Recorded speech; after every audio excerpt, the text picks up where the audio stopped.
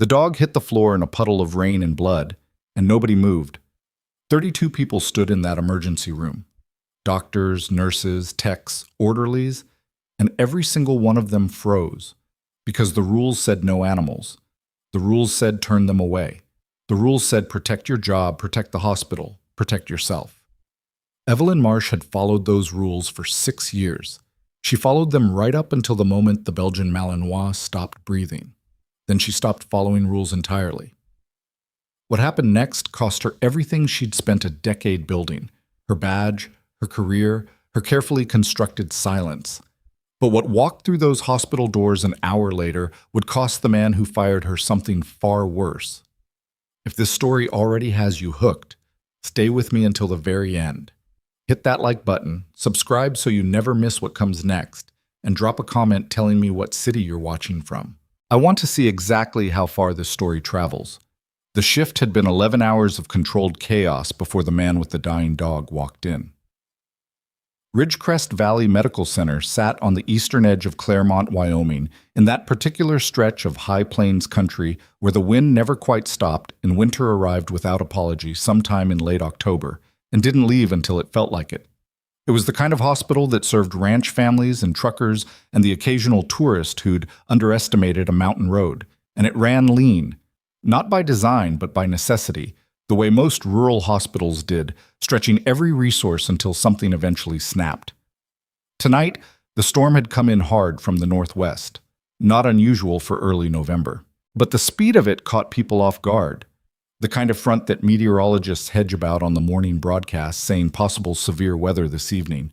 And then by 6 o'clock, the sky turns the color of a bruise and the wind starts pulling signs off storefronts. Evelyn Marsh clocked in at 7 a.m. and was supposed to be gone by 6. It was now 11:43 at night. She stood at the central nursing station on the ER floor, updating a medication log with one hand and holding a cold cup of coffee with the other. Not drinking it, just holding it, the way you hold things when your body has given up on comfort and is operating purely on obligation. She was 28 years old and looked it only in the technical sense. There was something in her eyes that people sometimes struggled to categorize.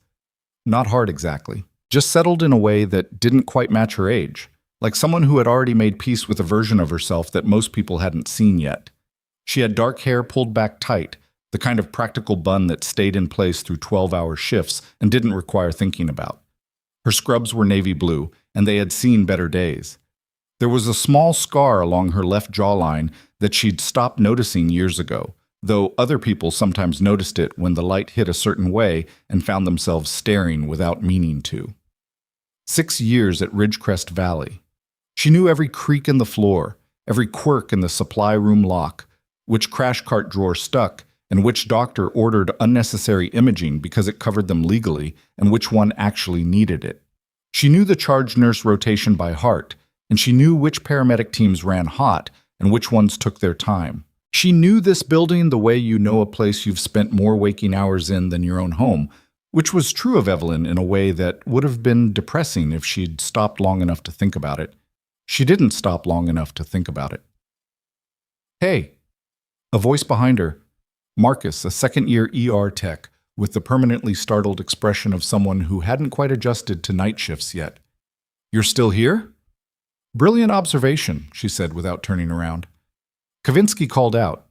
"They need someone to cover the sum." "I know, I said I'd stay. You've been here since—" "Marcus." She turned then, not unkindly. "I know, I said I'd stay. I'm staying. Can you check on the patient in Bay 4? She was asking about her discharge paperwork 20 minutes ago." He went. She turned back to the log. This was her life, and she'd built it that way deliberately. The long hours, the routine, the sense of being indispensable in a way that didn't require her to explain herself to anyone. She'd come back from overseas 4 years ago with a discharge honorable enough to frame and a set of memories she had no intention of framing. And she'd spent the time since then converting herself from one kind of person into another. Army combat medic became civilian ER nurse. Battlefield became hospital floor. The skills transferred, even if she never talked about where she'd gotten them. People knew she was a veteran, vaguely. She'd mentioned it once in a hiring interview and never again. It wasn't shame, exactly. It was more like, She'd worked very hard to become someone whose history was behind her rather than in front of her, and she found that the best way to maintain that was to not give people reasons to ask questions. The rain hit the windows in sheets. The power flickered once, twice, held. She was 3 lines from finishing the log when the ambulance bay doors blew open. Not the automatic sensors, not a gurney rolling through. The doors blew open the way they do when someone hits them with their whole body, using momentum instead of hands, because their hands were full. The man was soaked through completely. His jacket was a military surplus thing, olive drab, and it was dark with rain and with something else. She clocked that immediately, the darker stain spreading from his arms across the front of his jacket. He was maybe 35, broad across the shoulders, with the kind of face that had been through weather both literally and otherwise. He moved like someone who'd been trained to move under weight, which meant he was compensating for the thing in his arms without thinking about it. The thing in his arms was a dog. Belgian Malinois, maybe 70 pounds, tan and black, and it was not moving well. Its head hung, and its breathing was audible from 15 feet. Shallow, labored, the kind of breathing that has a clock attached to it. There was blood. A significant amount of blood, matted into the fur along the animal's left side and flank, dripping from the man's forearm in a slow and steady line that had already left a trail from the doors to the center of the waiting room. The waiting room went quiet. Evelyn was already moving before she fully processed the decision to move. She came around the nursing station and crossed the floor in 6 steps, her eyes on the dog, reading what she could from across the room: rate of respiration, color of the visible gums, the way the animal's legs hung. "What happened?" she asked. The man's eyes found her face. Up close he looked worse, exhausted, scared in the specific way that veterans get scared, which is quieter and more controlled than civilians scared, but no less real. His jaw was set hard. "Fence wire," he said. "Old barbed wire, hidden in the grass. He went through at full speed. I didn't—" He stopped, swallowed. "I didn't see it until he was already down." "How long ago?" 40 minutes? Maybe 45. I packed the wound best I could. Shirt, pressure. He glanced down at himself, and she saw then what she'd missed. He was wearing only an undershirt under the jacket because he'd given his outer shirt to the dog. "Please," he said, and the word came out rough, like it cost him something. "Don't let him die." Here was the thing about rules in emergency medicine. Most of them existed for good reasons. The no animals policy at Ridgecrest Valley existed because of liability, because of sanitation, because of the genuine complexity of running a human medical facility alongside any kind of animal care. Evelyn knew this. She'd been the one, twice, to gently redirect people who'd shown up with injured cats, injured birds, an injured coyote one memorable summer afternoon. She'd given them the number for the emergency vet in town, and she'd felt bad about it, and she'd followed the policy. She looked at the dog. The dog looked at her. It was conscious, barely, but conscious, and its eyes were the amber color that Malinois eyes often were, and they were fixed on her face with the specific, exhausted trust of an animal that has run out of options and is placing what remains of its hope in whoever is standing closest. "Bay 2, Evelyn said. "We can't—" The intake coordinator, a woman named Patrice who'd been at this hospital longer than Evelyn, started to stand up. "Ev, hospital policy is clear on—" "Bay 2, Evelyn said again, not louder, just with less room for negotiation in it. She was already walking. The man followed her without being told to. Trauma Bay 2 was designed for human patients, and Evelyn used it anyway, moving with the same efficiency she'd use for any incoming trauma. She grabbed a surgery pad from the cabinet, the thick absorbent kind, and laid it on the gurney and then helped the man lower the dog onto it, both of them working together without speaking because the situation had its own language and they both happened to be fluent. "I need light," she said, and pulled the overhead surgical lamp down and swung it toward the dog's flank. "What's his name?" "Rook." "Rook," she said at once to herself, while her hands were already moving, lifting the makeshift pressure dressing, which was indeed a man's shirt wrapped tight and tied off, assessing what was underneath. 3 lacerations, one of them deep. The kind of wound that could nick something important or could have missed everything important, and only time and exploration would tell you which. You his handler? She asked. A beat. Yeah, the man said. I'm his handler. There was something in the pause that she noted without pursuing, because right now the pause didn't matter. She found the sterile gloves and pulled them on. She found the saline and the hemostatic gauze, and she started working, hand steady, voice calm. Pressure here, she told him, guiding his hand to a point on the dog's shoulder. Hold exactly there. Don't move. Don't lighten up. You feel your hand lifting? Push it back down. Got it.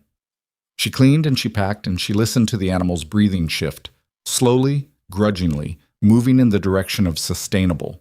She found a bleed that mattered and she controlled it. She ran through the mental algorithm she'd built across years of practice, the one that had been built first, not in this hospital, but in places with worse lighting and louder sounds and a great deal more at stake. The dog's breathing evened out. Not all the way, but enough. Hey, the man said quietly. She looked up. He was watching her hands with an expression she recognized, the kind of recognition that happens between people who've done this before in other configurations, under different circumstances. He hadn't expected her to know what she was doing, not like this. He's going to need a vet, she said. I can stabilize, but I can't do what he actually needs done. You understand that? Yeah. The emergency animal clinic in town, it's on Frontier Road, about 8 minutes from here. They're 24-hour. I'm going to call ahead, tell them what I've done, tell them what to expect. Okay. He's got a real chance, she said. His vitals are bad, but they're not.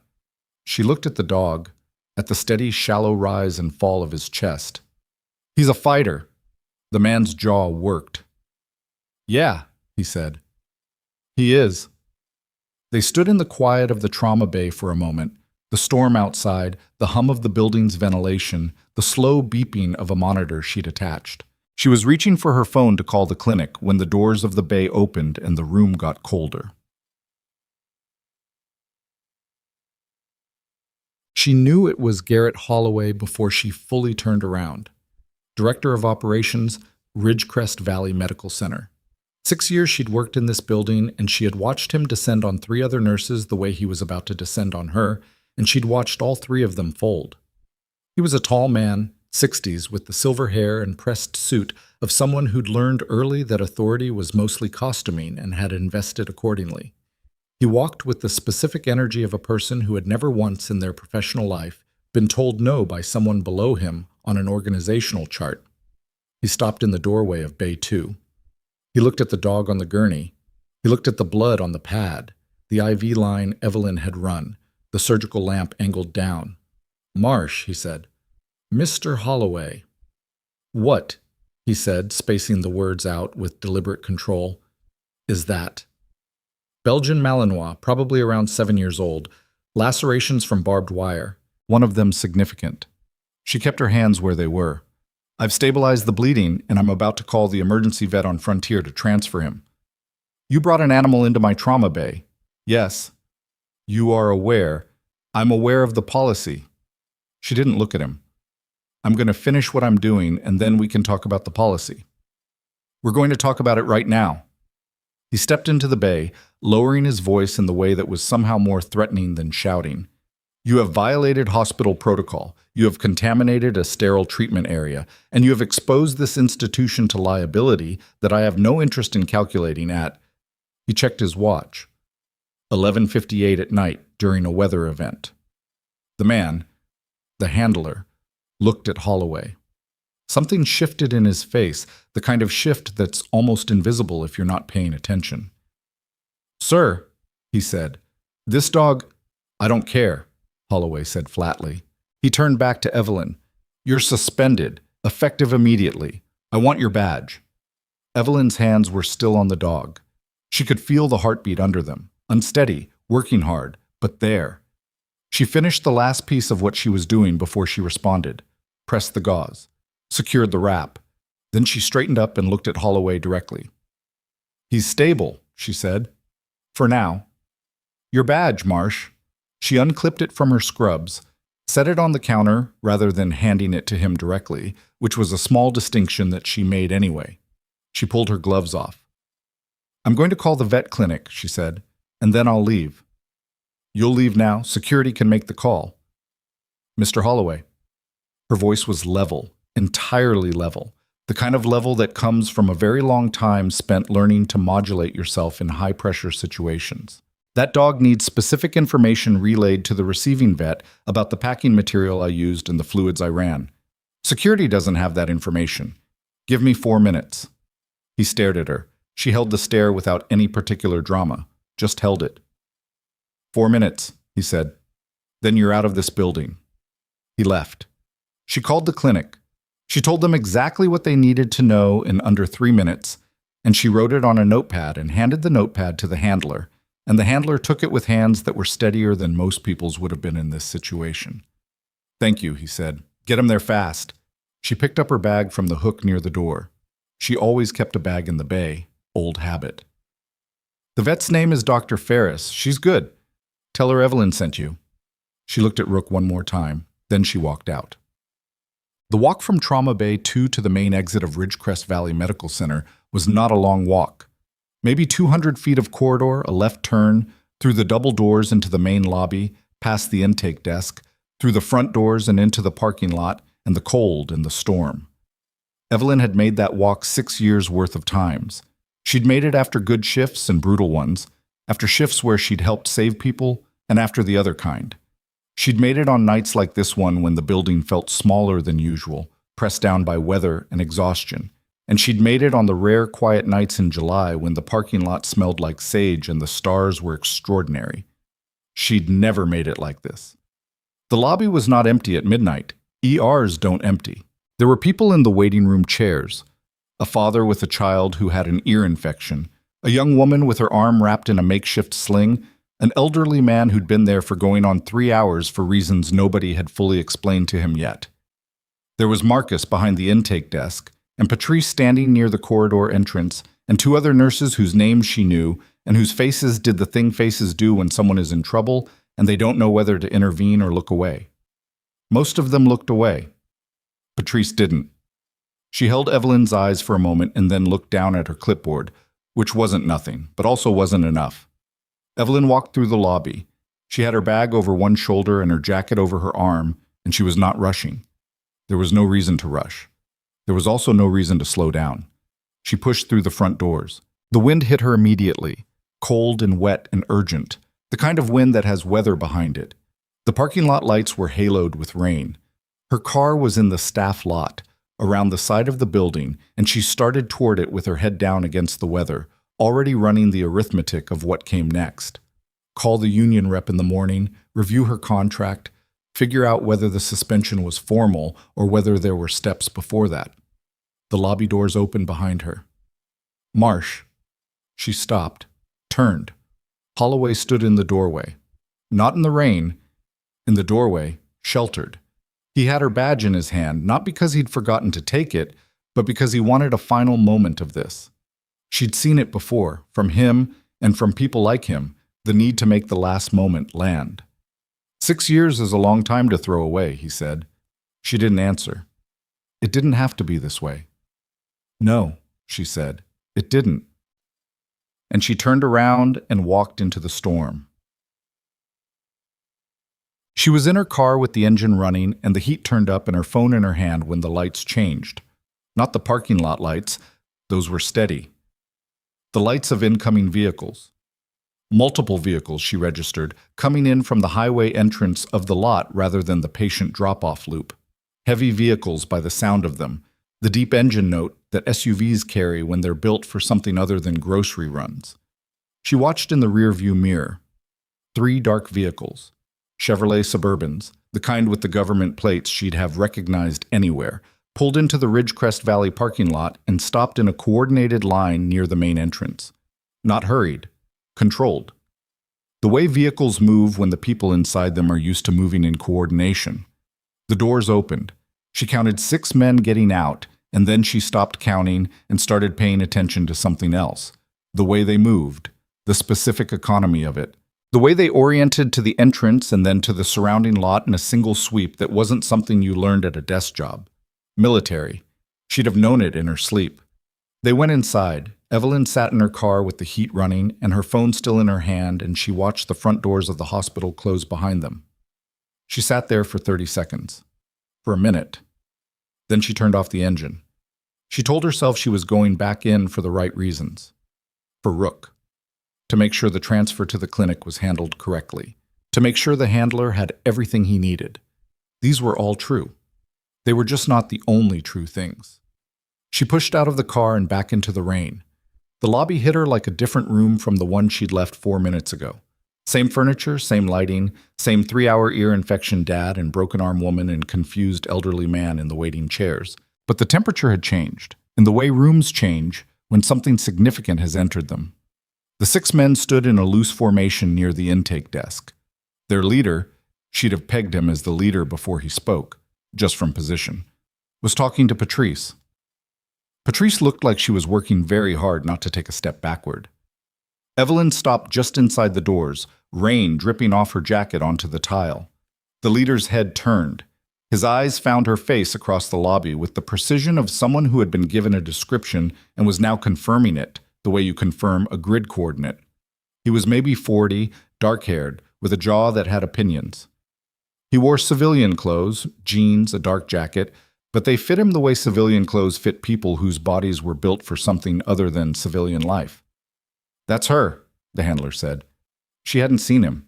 He was off to the side, near the corridor that led to the trauma bays, and she realized he'd been there the whole time, waiting. He still had her notepad in his hand. The leader walked toward her, not fast, not slow. "You're the nurse who treated the dog," he said. "Yes." "Where is he now?" "He should be en route to the emergency vet on Frontier Road. I stabilized him here and called ahead." She looked at the handler. "Did someone—" "My team drove him," the leader said. "He's in surgery." A pause. "He's alive." Something loosened in her chest that she hadn't realized was wound tight. "Good," she said. The leader studied her face for a moment. Then he looked past her toward the administrative corridor that ran behind the nursing station, the one that led to Holloway's office, the one with the nameplate on the door that said Director of Operations, in raised letters that had always struck her as slightly too large. "The man who suspended you," he said. "Is he still here?" "He was, when I left." The leader nodded once. Then he looked at the man closest to him on his left, and something passed between them that didn't require words. "We're going to need to speak with him," the leader said. Patrice, still behind the intake desk, made a small sound that was not quite a word. From down the administrative corridor came the sound of footsteps. Deliberate, expensive shoe footsteps, the kind that announced themselves. And then Garrett Holloway came around the corner with his hands clasped behind his back, and his silver hair immaculate despite the hour, and he stopped when he saw the lobby. He stopped, and he looked at the 6 men, and something moved across his face very quickly. Assessment, recalculation. Before he composed it back into the expression he used for situations he intended to control. "Can I help you, gentlemen?" he asked. The leader turned to face him fully. "Mr. Holloway," he said. It wasn't a question. "That's right." Holloway moved into the lobby with the ease of a man in his own building. "And you are Chief Warrant Officer Daniel Reeves," the leader said, "United States Army. And that dog your nurse treated tonight—" He let a beat go by, clean and deliberate. "His name is Rook. He's a military working dog, multi-deployment explosive detection. He's been in active service for 5 years, and he's credited with 11 confirmed ordnance discoveries." The lobby was very quiet. Holloway's expression didn't break. But something behind it did. She could see it. The small seismic event of a man realizing the ground has shifted and he hasn't caught up yet. "I see," Holloway said carefully. "I don't think you do," Reeves said. "Not yet." Outside, lightning crossed the sky over Claremont, Wyoming. The thunder followed it 3 seconds later, rolling across the plains in a long, slow wave. Evelyn stood near the front doors with rain drying on her jacket, and her badge gone from her chest and her bag on her shoulder, and she watched Garrett Holloway's face in the moment before he understood what was coming. He still thought this was a conversation he was going to win.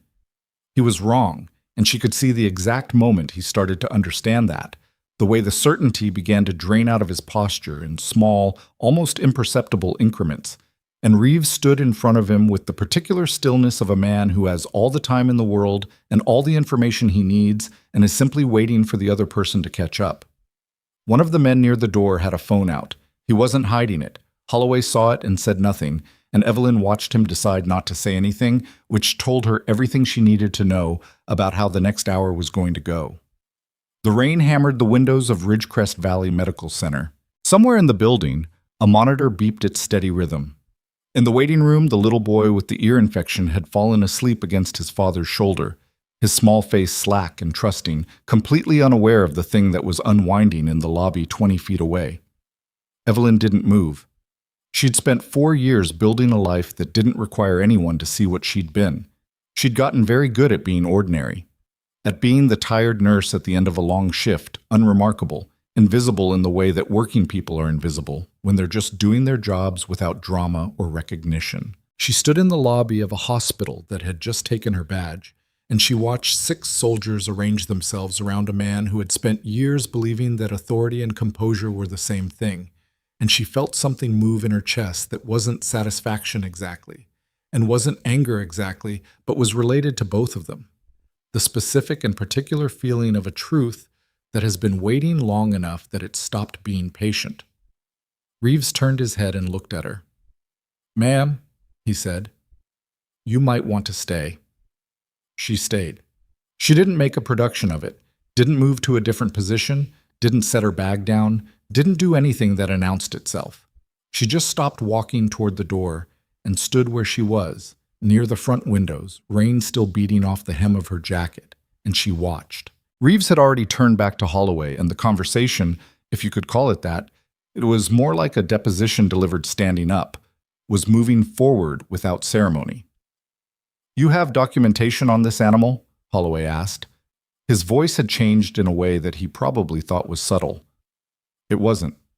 The performance confidence was still there, but it was load-bearing now, holding something up rather than expressing something real. "We do," Reeves said. "Then I'd want to see it before we go further. This hospital has protocols and I won't be pressured into—" "Mr. Holloway." Reeves didn't raise his voice.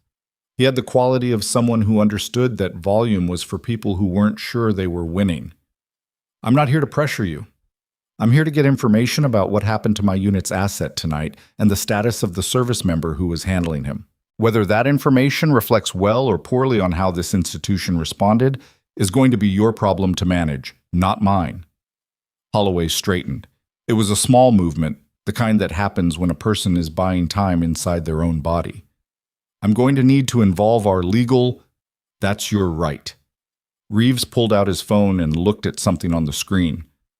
"While you're doing that, I should mention that CW3 Vasquez, that's the handler, has already sent a preliminary account to his chain of command. It's been logged." He glanced up. "The Army takes the welfare of its working dogs seriously, more seriously than most people expect until they find out." Holloway said nothing. "The dog was brought here in an emergency," Reeves continued. "One of your nurses made a judgment call.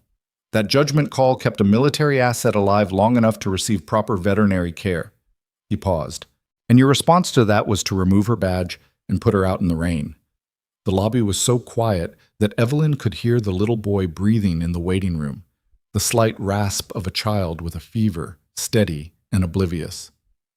"Our policies exist for—" Holloway started. "I'm sure they do." Reeves pocketed the phone. "I'm sure every policy in this hospital exists for a good reason. That's not what I asked about." Patrice had stopped pretending to look at anything on her desk. Marcus had appeared in the corridor doorway and frozen there, doing the thing junior staff do when something is happening that they don't know how to respond to, which is to become as architecturally still as possible and hope no one notices them. Evelyn noticed him. He caught her eye, and his expression did several things in rapid succession, and she looked away because she didn't have the bandwidth for his feelings right now on top of everything else. Holloway turned, a deliberate pivot meant to look like he was thinking through something rather than retreating from it, and walked to the intake desk. He picked up the phone on the counter, set it back down, picked it up again. "I'm going to call our administrator on call," he said. Good idea, Reeves said. Holloway made the call with his back to most of the room, and Evelyn could hear the low murmur of his voice without making out words. And she could tell from the rhythm of the conversation that whoever was on the other end was not receiving good news. There were long pauses on Holloway's side, the kind that happen when you're listening to something you don't want to be listening to. He hung up. "Nurse Marsh," he said without turning around yet. She waited. He turned. "Your suspension is—" The word seemed to cost him something physical. "Under review." "Under review," she repeated. "Pending the outcome of a full—" "That's not what I'm looking for," Reeves said from across the lobby, and Holloway's jaw tightened. "Under review means whatever you want it to mean on Monday morning." "I don't answer to—" "You answer to your hospital board," Reeves said. "And your board answers to your donors. And two of your major donors have affiliations with veterans organizations that are going to hear about tonight whether I make calls or not, because CW3 Vasquez has friends, and friends talk." He let that sit for 3 seconds. "I'd like this resolved clearly, tonight." The man near the door with the phone still had it out. He wasn't recording anything visible, not obviously, but the posture said everything that happens here is being documented, and that posture was doing more work than any camera would have. Holloway looked at the phone, looked at Reeves, looked at Evelyn. Something moved across his face that she'd never seen there before in 6 years. It wasn't remorse. She didn't think he was built for that, not in any useful way. It was the specific rearrangement of a man who has spent a long time believing he's operating from a position of total security and has just felt the floor move under him for the first time. He reached into his breast pocket. He took out her badge. He walked across the lobby toward her and held it out, and she could see his hand had a slight tremor in it, barely perceptible. And she didn't look at the tremor because she didn't want to give him the dignity of being observed in his smallest humiliations. She took the badge, clipped it back to her scrubs, said nothing. The thing about justice, and she'd seen enough of it and enough of the absence of it to understand this at a cellular level, is that it almost never arrives cleanly. It doesn't walk in with a bow on it. What actually happens is messier. Someone wins a moment, and that moment creates leverage, and leverage creates the conditions for the next moment. And eventually, if you survive long enough, you get something that looks, from a distance, like the right outcome. She wasn't there yet. Holloway handing back her badge was a moment, not a resolution. She understood that before he'd finished putting it in her hand. What she needed now was information. She crossed to where Vasquez was standing. She knew his name now, Vasquez, the handler, and he straightened slightly when she approached, the automatic posture adjustment of someone whose military bearing was still more reflex than choice. "How are you?" she asked him. He looked like the question surprised him, not offended, surprised, like he hadn't expected the conversation to start there. "I'm fine," he said, and then, more honestly, "I've been better." "Rook's in surgery," she said. "Yeah. The vet I called, Dr. Ferris, she's the best in town by a significant margin. She did her residency at Colorado State's Veterinary Teaching Hospital, and she's handled working dog injuries before, military contract cases, a few years back." She watched his face. "I'm not telling you that to make you feel better. I'm telling you because it's true." He looked at her for a moment. The exhaustion on his face was the specific kind that goes all the way down, the kind that's been accumulating for days or weeks rather than hours. "You know a lot about the local vet. I make it my business to know who to call in situations the hospital can't handle," she said. "It's come up before. Not like tonight, but it's come up." He nodded slowly. Then, "That thing you did with the hemostatic gauze, the way you packed it." She waited. "That's not something they teach in a standard nursing program," he said. "No," she agreed. "It's not." He didn't push it further. He was smart enough to understand that she wasn't going to go any further with it than that, and he was experienced enough with people who don't discuss their past to recognize the shape of it. "I should have gotten him here faster," Vasquez said. He said it quietly, almost to himself. "The wire was in a drainage ditch. We were running a perimeter sweep. It was dark, and the rain—" He stopped. "I should have seen it." "You did everything right after," she said. "He lost a lot of blood." "Yes. And he's in surgery, and he's alive, and those are the facts right now." She'd said words like these before in different rooms to different people, and she meant them the same way every time. A simple, load-bearing truth. Not comfort, exactly, just the ground under someone's feet. The rest of it, the things you could have done differently, that's a conversation for when you know he's going to be okay. Not before. Vasquez pressed his lips together, nodded. Across the lobby, Reeves was still with Holloway. Their conversation had changed temperature, still formal, but the confrontation had subsided into something more procedural. Reeves was writing something in a small notebook, and Holloway was answering questions, and the dynamic of the thing was clear even from across the room. One of the other soldiers, a younger man, early 30s, with the kind of alert eyes that moved around rooms in sweeping patterns, had drifted toward Evelyn's side of the lobby and was standing with his hands in his jacket pockets near the window. Not obviously listening, just nearby. "You were a medic," he said. Not a question. She looked at him. He had a name tape on his jacket, Okafor, and the specific demeanor of someone who didn't say unnecessary things. "Combat?" he asked. "Yes." "Thought so." He looked out the rain-streaked window. "Vasquez said you worked that dog like you'd done it under fire." "I've packed wounds under worse conditions than this," she said, which was true and also about as much as she intended to say on the subject. Okafor nodded. The acknowledgement of one person who understood certain things to another who did, the way that communication sometimes happens without requiring much actual language. Holloway escaped into his office at 12:42. Evelyn watched him go and noted that his walk had changed. He'd lost the forward momentum that was his usual signature, the kinetic certainty of a man who believed the building belonged to him in some fundamental way. He walked like someone running a calculation that wasn't coming out the way he'd expected. The lobby settled slightly after he went. Not relaxed. Settled. The kind of pause that happens when a system catches its breath before the next event. Patrice came around the desk. She stopped in front of Evelyn, and they looked at each other for a moment. They'd worked together for 6 years.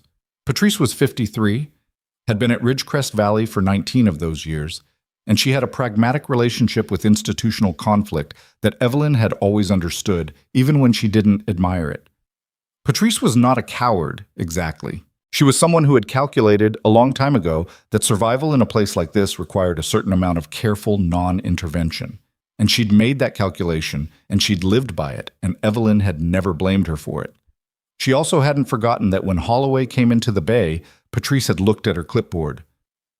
"I'm glad you're still here," Patrice said. "Okay," Evelyn said. A pause.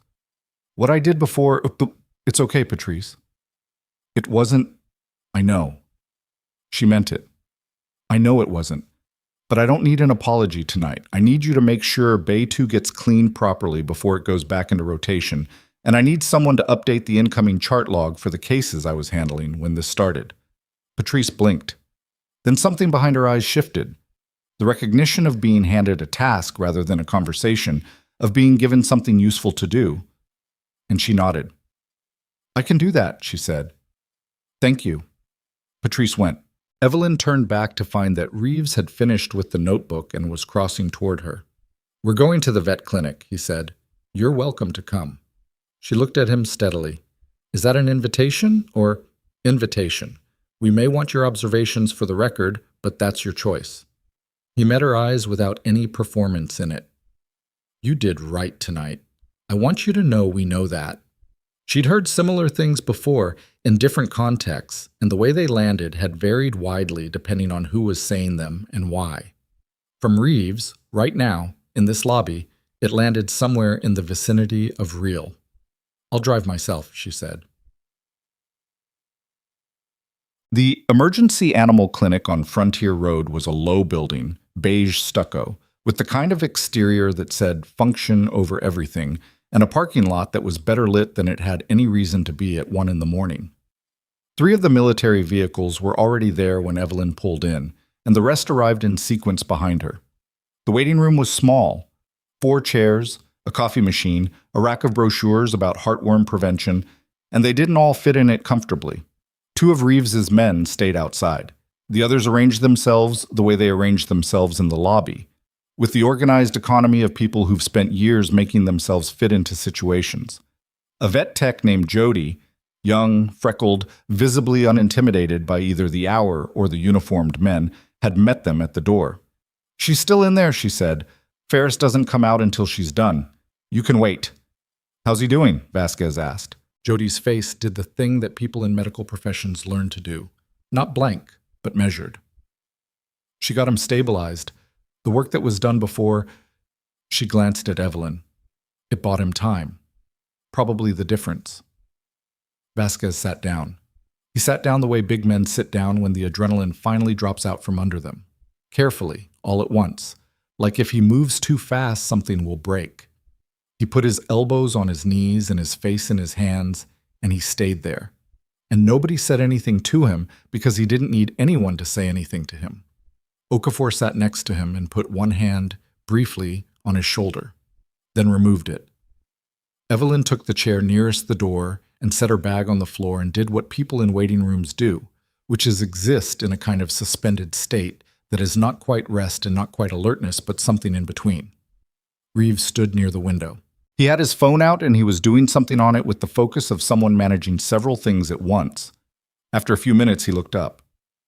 "Can I ask you something?" he said, directing it at Evelyn. "Sure." "When you came back inside, after Holloway suspended you," he studied her face. "What made you do that?" She thought about giving him a clean answer. "I wanted to make sure the transfer was handled correctly," which was true. She thought about giving him no answer, which was also an option. "I heard the vehicles," she said finally, "and I wanted to know." Know what? What was going to happen? She considered. "That sounds like... I know how that sounds. I'm not trying to say I knew anything was going to resolve. I didn't. But I've spent a long time making a habit of leaving situations as they are, and something about tonight made me not want to do that." Reeves was quiet for a moment. "The dog," he said. "Maybe?" She looked at her hands. There was still a faint trace of dried blood in the crease of her right index finger, where the gloves didn't quite cover. "Or maybe I was just tired." "Of what?" "Of leaving rooms when someone tells me to," she said. The way she said it wasn't dramatic. It was the kind of thing that comes out flat and quiet when it's been true for a long time and has just now found a sentence. Reeves looked at her for another moment, then back at his phone. He didn't push further. She respected him for that. Dr. Ferris came out at 2:17. She was 50, compact, with silver-streaked hair and a loose braid, and the calm purposefulness of someone who had been in difficult rooms many times and had decided, at some point, that projected certainty was a professional responsibility. She went straight to Vasquez. "He made it through," she said. Vasquez looked up. "He's going to need time," Ferris continued. "One of the lacerations went close to the femoral but didn't hit it. We got lucky, or..." She glanced at Evelyn. "The pressure and packing bought us the margin we needed. He's not out of the woods completely, but he's in the good part of not out of the woods. You understand what I'm saying?" "Yeah," Vasquez said. His voice was raw. "You can see him in about 30 minutes when he's more stable in recovery." "Okay." He exhaled through his nose, a long, controlled exhale. "Okay, thank you." Ferris nodded once. Then she looked at Evelyn. "You're Marsh." "Yes." "Good call on the hemostatic gauze, given what you had. The packing technique held better than most civilian practitioners would have managed." She said it the way clinicians often say things, which is without decoration, as straight assessment. "Combat medic?" "Used to be." Ferris seemed to file that away without comment. "You ever want to consult on working dog cases? I could use someone with your skill set once in a while. Not a standing offer, just think about it." She went back through the door before Evelyn could respond. The room was different after that. Not lighter, exactly, but something released in it, the specific pressure of not knowing giving way to something that could be processed and survived. Okafor said something under his breath in a language she didn't recognize, and the soldier near the window relaxed his shoulders by about 2 degrees, which on him was the equivalent of collapsing. Reeves crossed the room and stood in front of her. "Whatever happens with your hospital," he said, "tonight goes in our record. Official account of what you did and what it meant. He paused. For what that's worth. I don't know what it's worth yet, she said honestly. Fair enough. She thought about driving home, about the apartment that would be cold because she'd turned the heat down before a shift she thought would end at 6 p.m. About the specific silence of 3 a.m. in a place where you've lived alone long enough that the silence stops feeling like absence and starts feeling like texture. She thought about what Holloway's face had looked like when he handed back her badge. What happens to him? She asked. Reeves sat down across from her. He had the posture of someone who was going to be honest with her, which she appreciated. Honestly, we don't get to control that. What we can do is make sure the right people have the full account. Tonight, Rook, you, what Holloway did, all of it. He leaned forward with his elbows on his knees in a way that reminded her, briefly, of Vasquez 20 minutes ago. Institutions protect themselves, you know that. Yes, but they protect themselves based on what they think is visible. When you change what's visible, you change what they protect, she said. He looked at her. Yeah, exactly. Her phone buzzed in her jacket pocket. She pulled it out. Unknown number, which meant either spam or something that wasn't spam. At 2:30 in the morning, the calculus shifted toward not spam. She answered. Marsh. A man's voice, older, clipped in the way of someone accustomed to being heard clearly the first time. This is Ellis Brandt. I'm on the board of Ridgecrest Valley Medical Center. I apologize for the hour. She stood up and moved toward the window, out of the immediate conversation radius of the room. Mr. Brandt? I've been made aware of what happened tonight. I want to say, on behalf of the board, that the situation as it's been described to me is, he paused, concerning, significantly. She said nothing. I want to ask you directly, Brandt continued. Are you willing to give a full account to the board at our emergency session? We're convening at 8 a.m. 8 a.m. was roughly 5.5 hours from now. Yes, she said. Good. I'll have my assistant send you the details. And Marsh, whatever Holloway told you tonight, your position at this hospital is not in jeopardy from the board's perspective. I want to make that clear. With respect, she said, I'll believe that when I hear it from more than one person in more than one context. A pause on his end, then, unexpectedly, fair enough. She hung up. Reeves was watching her from across the room. She turned and met his eye, and he raised one eyebrow, minimally. Bored, she said. He nodded. Then something moved at the corner of his mouth that wasn't quite a smile, but was adjacent to one. It starts. She went home at 3:15. Drove through empty streets where the storm had left itself. Branches across sidewalks, a garbage can on its side at the corner of Holloway and Garnet, which struck her as coincidental and wasn't, since the street had been named for someone else entirely. But the brain makes the connections it wants to make when it's running on no sleep. The apartment was cold. She'd been right about that. She turned the heat on and stood in the kitchen for a moment and drank 2 glasses of water and ate 5 crackers standing over the sink, which was her version of a late meal on a night like this. She changed out of her scrubs and put on a sweatshirt and sat on the edge of the bed and looked at the wall for a while. She had her badge. That was where the night had started, or one of the places it had started. She'd had her badge, then she hadn't, then she did again. The badge itself was just a plastic rectangle with her picture on it, a laminated thing that cost the hospital $4 to produce. What it stood for was more complicated, and she'd stopped being naive about what standing for things actually required a long time ago. She thought about Rook. She thought about the specific look in the dog's eyes when she'd been working, the animal trust of it, the exhausted and uncalculating decision to let someone help. There was something about that trust that she didn't have a clean way to articulate. She'd spent years arranging her life to require as little of that from other people as possible. The trust, the need, the exposure of actually letting someone else be responsible for keeping you alive. She understood why animals couldn't do the calculation that humans could. The rational decision to protect yourself by not needing anyone, but some part of her had always privately envied the inability. She set her badge on the nightstand. She didn't sleep right away. She lay in the dark and ran through the board meeting in her head.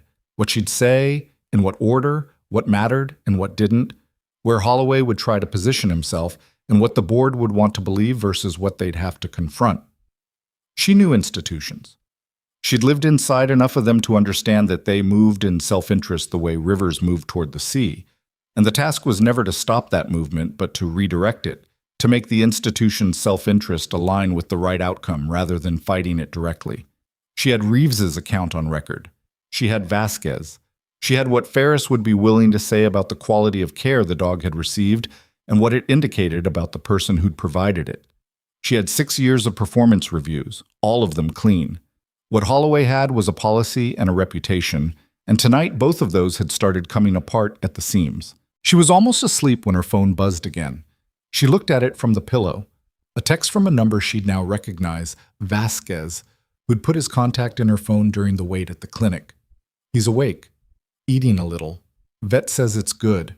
She stared at the message for a moment. Good, she typed back.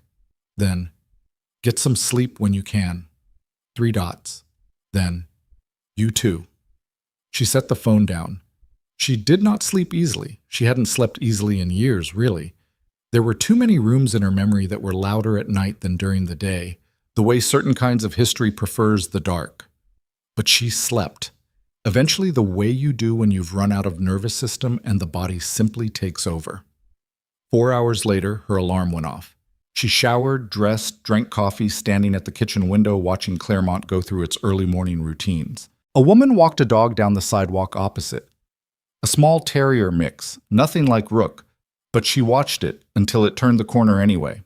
A delivery truck made its way along the street. A light came on in the apartment across the way, where a family she'd never spoken to went about the business of mourning. She pulled on her jacket, picked up her bag, checked the badge on her scrubs. There. She drove to the hospital. The board met in the third-floor conference room, the one with the oval table and the view of the parking lot and the framed mission statement on the wall that talked about patient-centered care and excellence in the careful language of a document written by a committee. She'd been in this room twice before, for committee reviews, and both times it had been routine enough that she'd forgotten the experience almost immediately. This morning was not that. Ellis Brandt was at the head of the table, 60s, lean, with the manner of a man who had spent a career in corporate medicine and had the scar tissue to show for it. 4 other board members ranged down the sides. Holloway sat to Brandt's right, and the fact that he was there at all told her the board hadn't decided anything yet, which she'd expected. The charge nurse who'd backed Holloway up in the bay last night, a woman named Sandra Kell, 16 years with the hospital, a reputation for institutional alignment that had served her well and would not serve her much longer, sat against the wall, not at the table. Evelyn sat across from Holloway. She'd chosen the seat deliberately. Brandt opened with procedure, as boards do, the nature of the meeting, the scope, the fact that this was preliminary and not a formal disciplinary hearing. Evelyn had reviewed the employee handbook at 5:45 that morning and knew the procedural steps better than Brandt laid them out, but she let him finish. Then he looked at her. Nurse Marsh, please give us your account of last night's events. She did. She gave it plainly, chronologically, without embellishment and without minimization. She described the dog's injuries, the steps she took, the reasoning behind each one. She described Holloway's arrival and what he said and what she said, and the sequence of events that followed. She was specific about times. She was specific about clinical detail. She did not editorialize. When she finished, the room was quiet for a moment. Holloway spoke first. The policy. I'm aware of the policy, Evelyn said. I've been aware of it for 6 years. I made a decision that the life in front of me was worth more than the policy in that moment, and then I called the receiving vet, communicated all relevant clinical details, and ensured the patient, the animal, was transferred with everything needed for continuity of care. She paused. I would make the same decision again. Holloway's jaw set. That's not how institutional medicine works. With respect, Mr. Holloway, sometimes institutional medicine gets it wrong, and someone has to be willing to say that.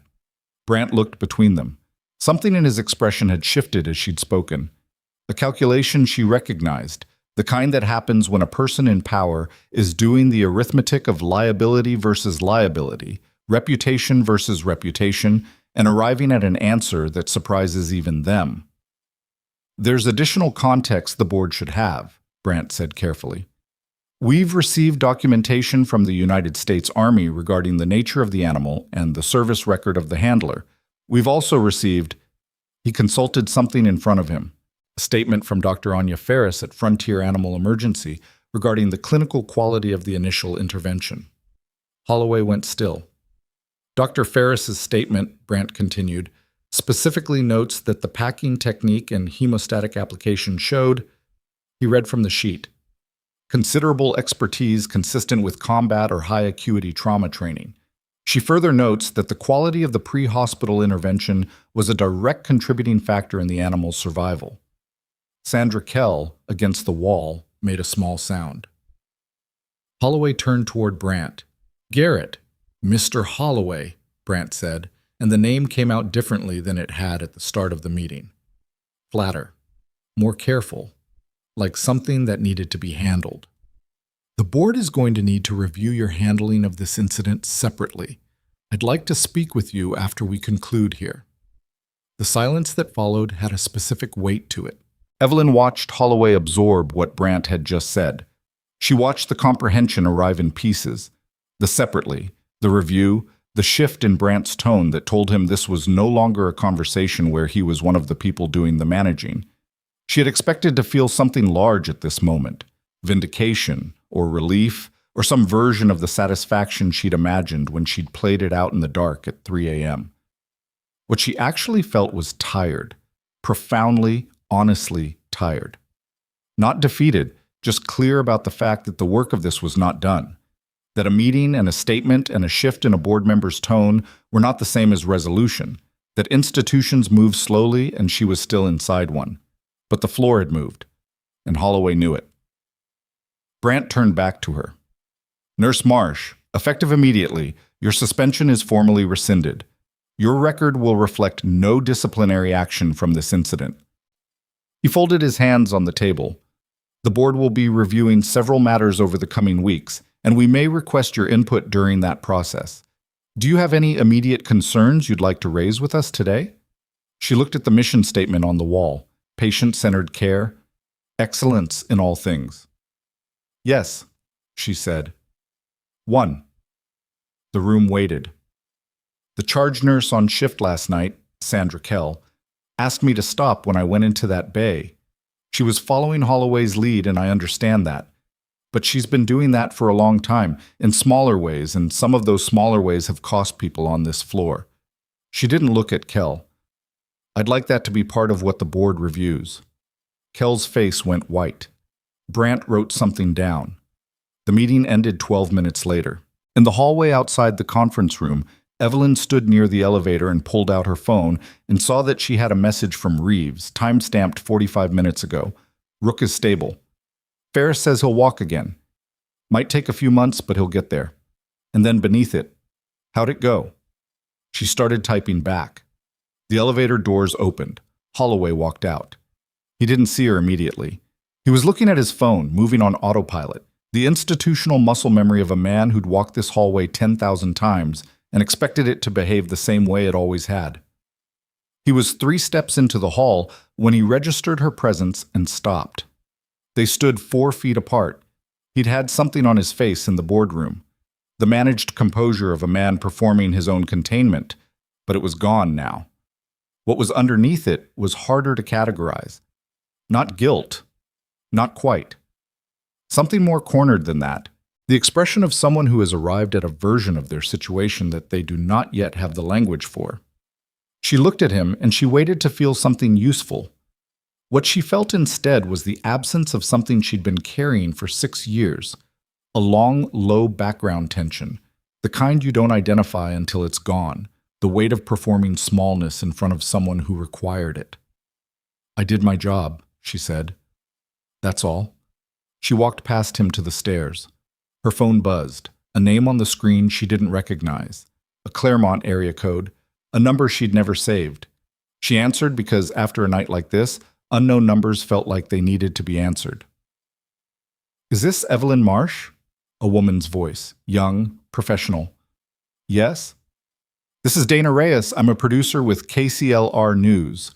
We've received information about an incident last night at Ridgecrest Valley Medical Center involving a military working dog and a nurse who was reportedly suspended. Would you be willing to... Evelyn stopped on the landing. She looked at the wall. At the light coming through the stairwell window, November light, thin and gray and specific to this latitude, something she'd looked at hundreds of times without registering it. How did you get this number? She asked. We have several sources who... I'm not speaking to media, she said. Not today. A pause. Can I ask why? Because I'm not finished yet, Evelyn said. She hung up, stood in the stairwell. Rhea's call meant the story was moving, out of the building, into the larger current of things that happened when institutions did wrong in front of enough witnesses. Reeves had said it, change what's visible. Something had changed what was visible last night, and now the visibility was expanding in ways that had their own momentum and their own complications. She went back down the stairs toward the ER floor. She had a shift. She was going to work it. Bay 2 had been cleaned. She checked, because she'd asked Patrice to handle it, and she was the kind of person who checked. Fresh pad on the gurney, surfaces wiped down, equipment restocked. She stood in the empty bay for a moment. The overhead light hummed. Outside, through the small high window, she could see a strip of Claremont's morning parking lot, the top edge of the mountains on the horizon, sky that had cleared somewhat after the storm, but still held its weather in the color of it, pewter and blue-gray, and the particular pale gold of 8:43 a.m. in November. She thought about what Holloway had said in the parking lot. 6 years is a long time to throw away. She hadn't thrown anything away. She'd picked something up. The doors behind her opened and Marcus appeared, slightly breathless, carrying a tablet with something urgent on it. "We've got incoming," he said. "Multi-vehicle on the 230, 3 critical, ETA, 4 minutes. She turned around, pulled her gloves on. "Tell me what we've got," she said. And the doors at the end of the corridor swung open, and the gurneys came in, and she stopped thinking about boards and badges and Garrett Holloway's face in the hallway, and she went to work because this was what she was here for. This had always been what she was here for. Not the vindication, not the recognition, not the moment when the right people finally understood what she was made of. The work itself. Just the work. But something had changed in how she stood while she did it. Her badge was on her chest. She'd earned it twice now, and she knew it, and she stood differently knowing it, straighter without trying to be, present in a way that wasn't performance, just the natural posture of someone who has stopped apologizing for taking up space. The first gurney came through the door. "Talk to me," she said, and the paramedic started talking, and she listened with everything she had, and down the hall, in Holloway's office, through the closed door and the institutional carpeting and the carefully maintained performance of authority, a phone rang. And then another. And then his assistant appeared in the doorway with a look on her face that Holloway hadn't seen before, and she said, "Mr. Holloway, the board chair's office called again, and there's someone from the State Medical Licensing Board on line 2. Holloway looked at his desk, at the framed commendations on his wall, at the view of the parking lot where, last night, he'd watched Evelyn Marsh walk into the rain as if that was the end of it. He picked up the phone. And what happened next took 11 days. That was the thing nobody talked about afterward. How unglamorous the actual machinery of accountability was. How slow and procedural and grinding. How it required people to sit in rooms and review documents and argue about language while the world outside the conference room kept moving at its normal pace. Evelyn worked her shifts. She treated patients. She ate bad vending machine food at 2 in the morning and updated medication logs and argued with an insurance pre-authorization system that had rejected a necessary CT scan for the 3rd time in a week. And in between all of that, she answered questions. The State Medical Licensing Board sent an investigator named Paulson, mid-40s, methodical, with the flat effect of someone who'd seen enough institutional misconduct that none of it surprised him anymore. He sat across from her in a small room on the 2nd floor and asked her to walk through the clinical decisions she'd made one by one, and she did, because she had nothing to hide and because the precision of it, the specific vocabulary of what she'd done and why, was the thing that would matter, not the narrative around it. Paulson took notes by hand, old-fashioned but thorough. "The hemostatic gauze," he said. "Where did you learn that application technique?" Combat deployment, she said. Eastern Europe, 2 tours. I was with a forward surgical team. He wrote that down without inflection. And you applied that training here. The wound profile was similar to fragmentation injury in some respects. The physics of trauma don't change based on cause. You have a bleed, you address the bleed. Paulson looked up from his notes. Simple as that? No, she said. Nothing about it was simple, but the decision was clear. He nodded and wrote something else. She couldn't read his handwriting from across the table, which she suspected was deliberate. The board's review of Holloway moved faster than she'd expected, which meant someone was pushing it, and she was fairly certain that someone was Brandt, though she had no way to confirm that and didn't try.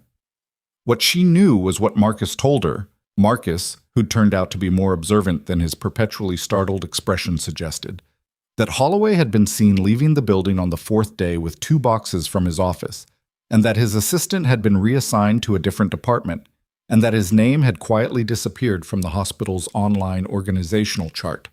No announcement, no all-staff email, just an absence where a presence had been. She heard about it on a Thursday morning between a chest pain workup and a pediatric asthma case, and she processed it the way she'd learned to process things in high-pressure environments. Noted it, filed it, kept moving. Stopped in the break room for 30 seconds and drank half a cup of coffee and looked at the wall. Then went back out. Sandra Kell lasted 4 days longer than Holloway. The board's review of staffing practices over the previous 3 years had uncovered a pattern.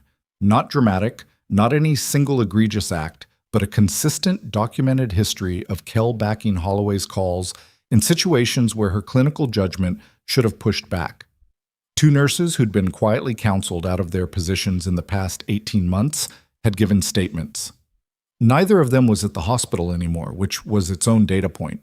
Kell was stripped of her charge nurse designation and placed on a performance improvement plan, which was the institutional equivalent of a verdict, even if nobody used that word. Evelyn heard about that one from Patrice, who called her on a Sunday evening. I should have said something a long time ago, Patrice said. Probably, Evelyn said. A pause. You're not going to tell me it's okay. It wasn't okay, Evelyn said. But you're saying something now. That matters. It wasn't absolution. She wasn't in the business of absolution. But it was true. 12 days after the night of the storm, Evelyn was in the middle of a medication reconciliation when her phone buzzed with a text from Vasquez. He's walking. Uneven, but walking. Ferris says 6 weeks and he'll be close to full. She read it twice. Then she set the phone face down on the counter and finished the reconciliation, because the patient in Bay 3 had a cardiac history and needed her full attention, and Rook walking was good news that would still be good news in 20 minutes. She finished. She picked up the phone.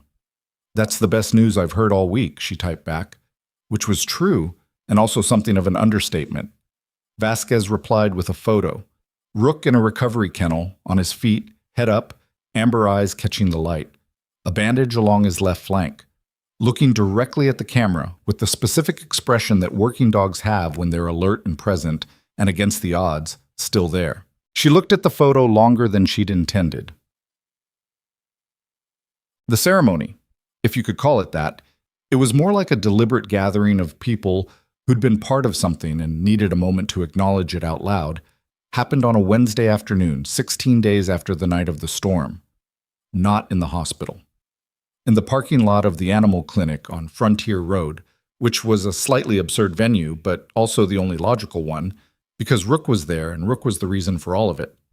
Ferris had set up a small area near the clinic's side entrance. Folding chairs, the kind that collapse. Nobody had ironed out the logistics enough to get the better kind. Reeves's unit was there, all 6 of them, in civilian clothes, which meant they looked like a group of people who could lift a car if they needed to, but were currently not planning to. Vasquez stood to the side with Rook on a modified lead.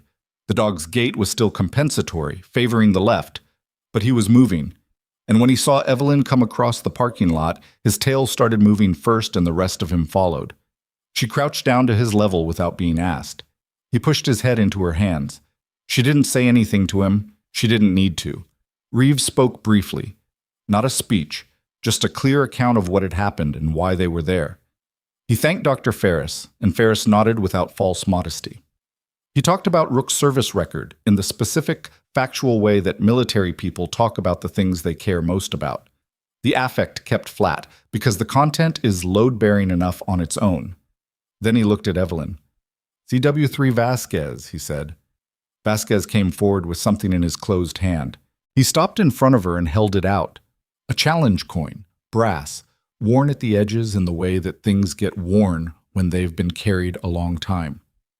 On one side, a unit insignia she didn't recognize at first glance.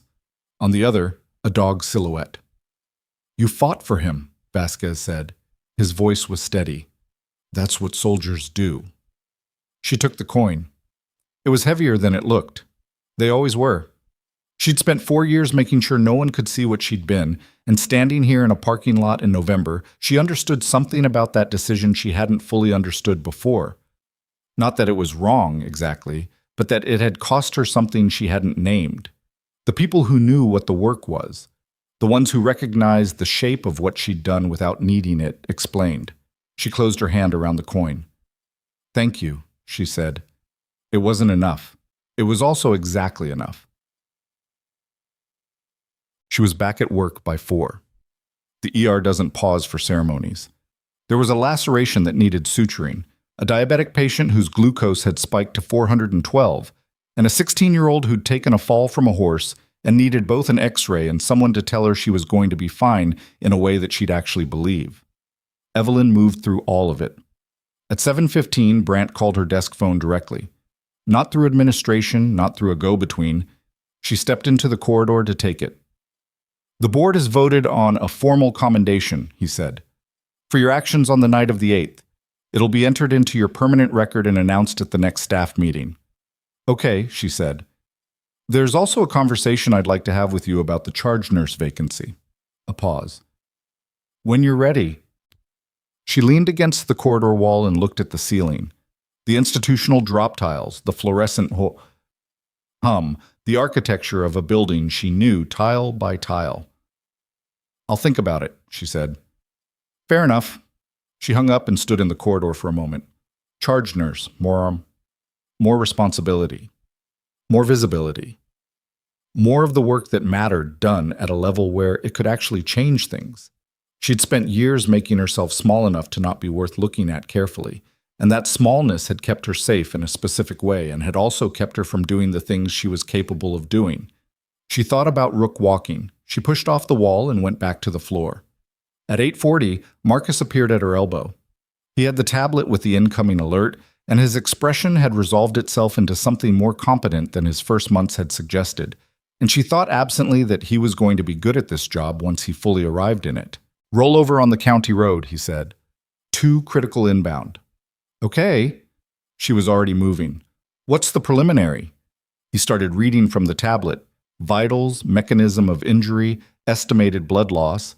And she listened and she walked, and the bay doors opened ahead of her, and the controlled chaos of incoming trauma reorganized itself around her the way it always did, the way it always would.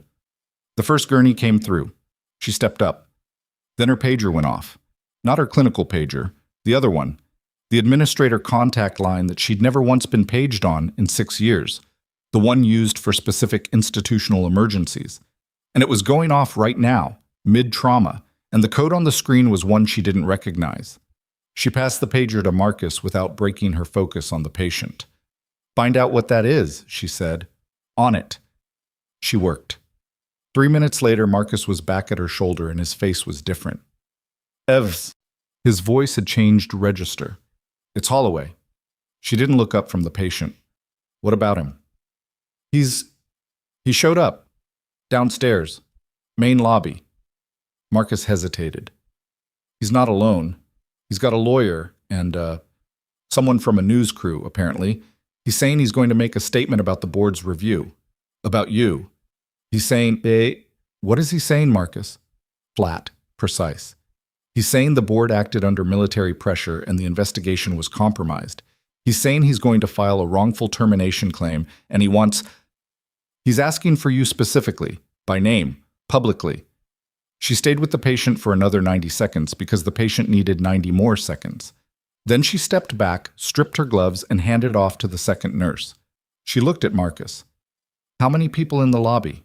Maybe 20? Some staff, some patients, the news crew. Is Brandt here? I can call him. She was already walking. Tell him what's happening. She went toward the elevator. The coin was in her scrub's pocket. She'd put it there after the ceremony without thinking about it. The reflex of carrying something you want to keep close. She could feel the weight of it as she walked. Holloway had made a calculation. He'd decided that going quiet was less survivable than going loud. That if he controlled the story publicly, he could reframe what the board had done as something other than what it was. It was not a stupid calculation. It was the calculation of a man who understood that institutions respond to pressure and that the right kind of pressure applied in the right place could reverse outcomes that seemed final. He was betting she'd stay in her lane. The elevator doors opened. She stepped in. She looked at her reflection in the elevator doors. Navy scrubs, badge clipped to her chest, the small scar along her jaw catching the fluorescent light. A tired woman in her late 20s who looked like a nurse and moved like something else. The doors closed. And from somewhere below her, through the building's floors and walls and all the institutional distance between them, she could hear, or imagined she could hear, the sound of a man making the last mistake he had the leverage to make. The elevator descended. The lobby was louder than she expected. Not shouting, nothing so simple as that. It was the specific density of sound that happens when too many people are in a space that wasn't designed for confrontation, all of them generating their own low-level noise. The camera crew adjusting equipment, the murmur of staff who drifted down from upper floors to watch something they sensed was significant, the ambient hum of a building that never fully stopped. The elderly man who'd been waiting 3 hours the night of the storm was gone, replaced by a different set of people in the waiting chairs, most of whom had looked up from their phones with the particular alertness of civilians who've registered that something unusual is happening, but haven't yet decided whether to be alarmed. Holloway stood near the intake desk. He'd dressed for this. That was the first thing she registered. He was in a suit, not the workday suit he'd worn as director of operations, but a better one, charcoal gray, the kind that announced itself.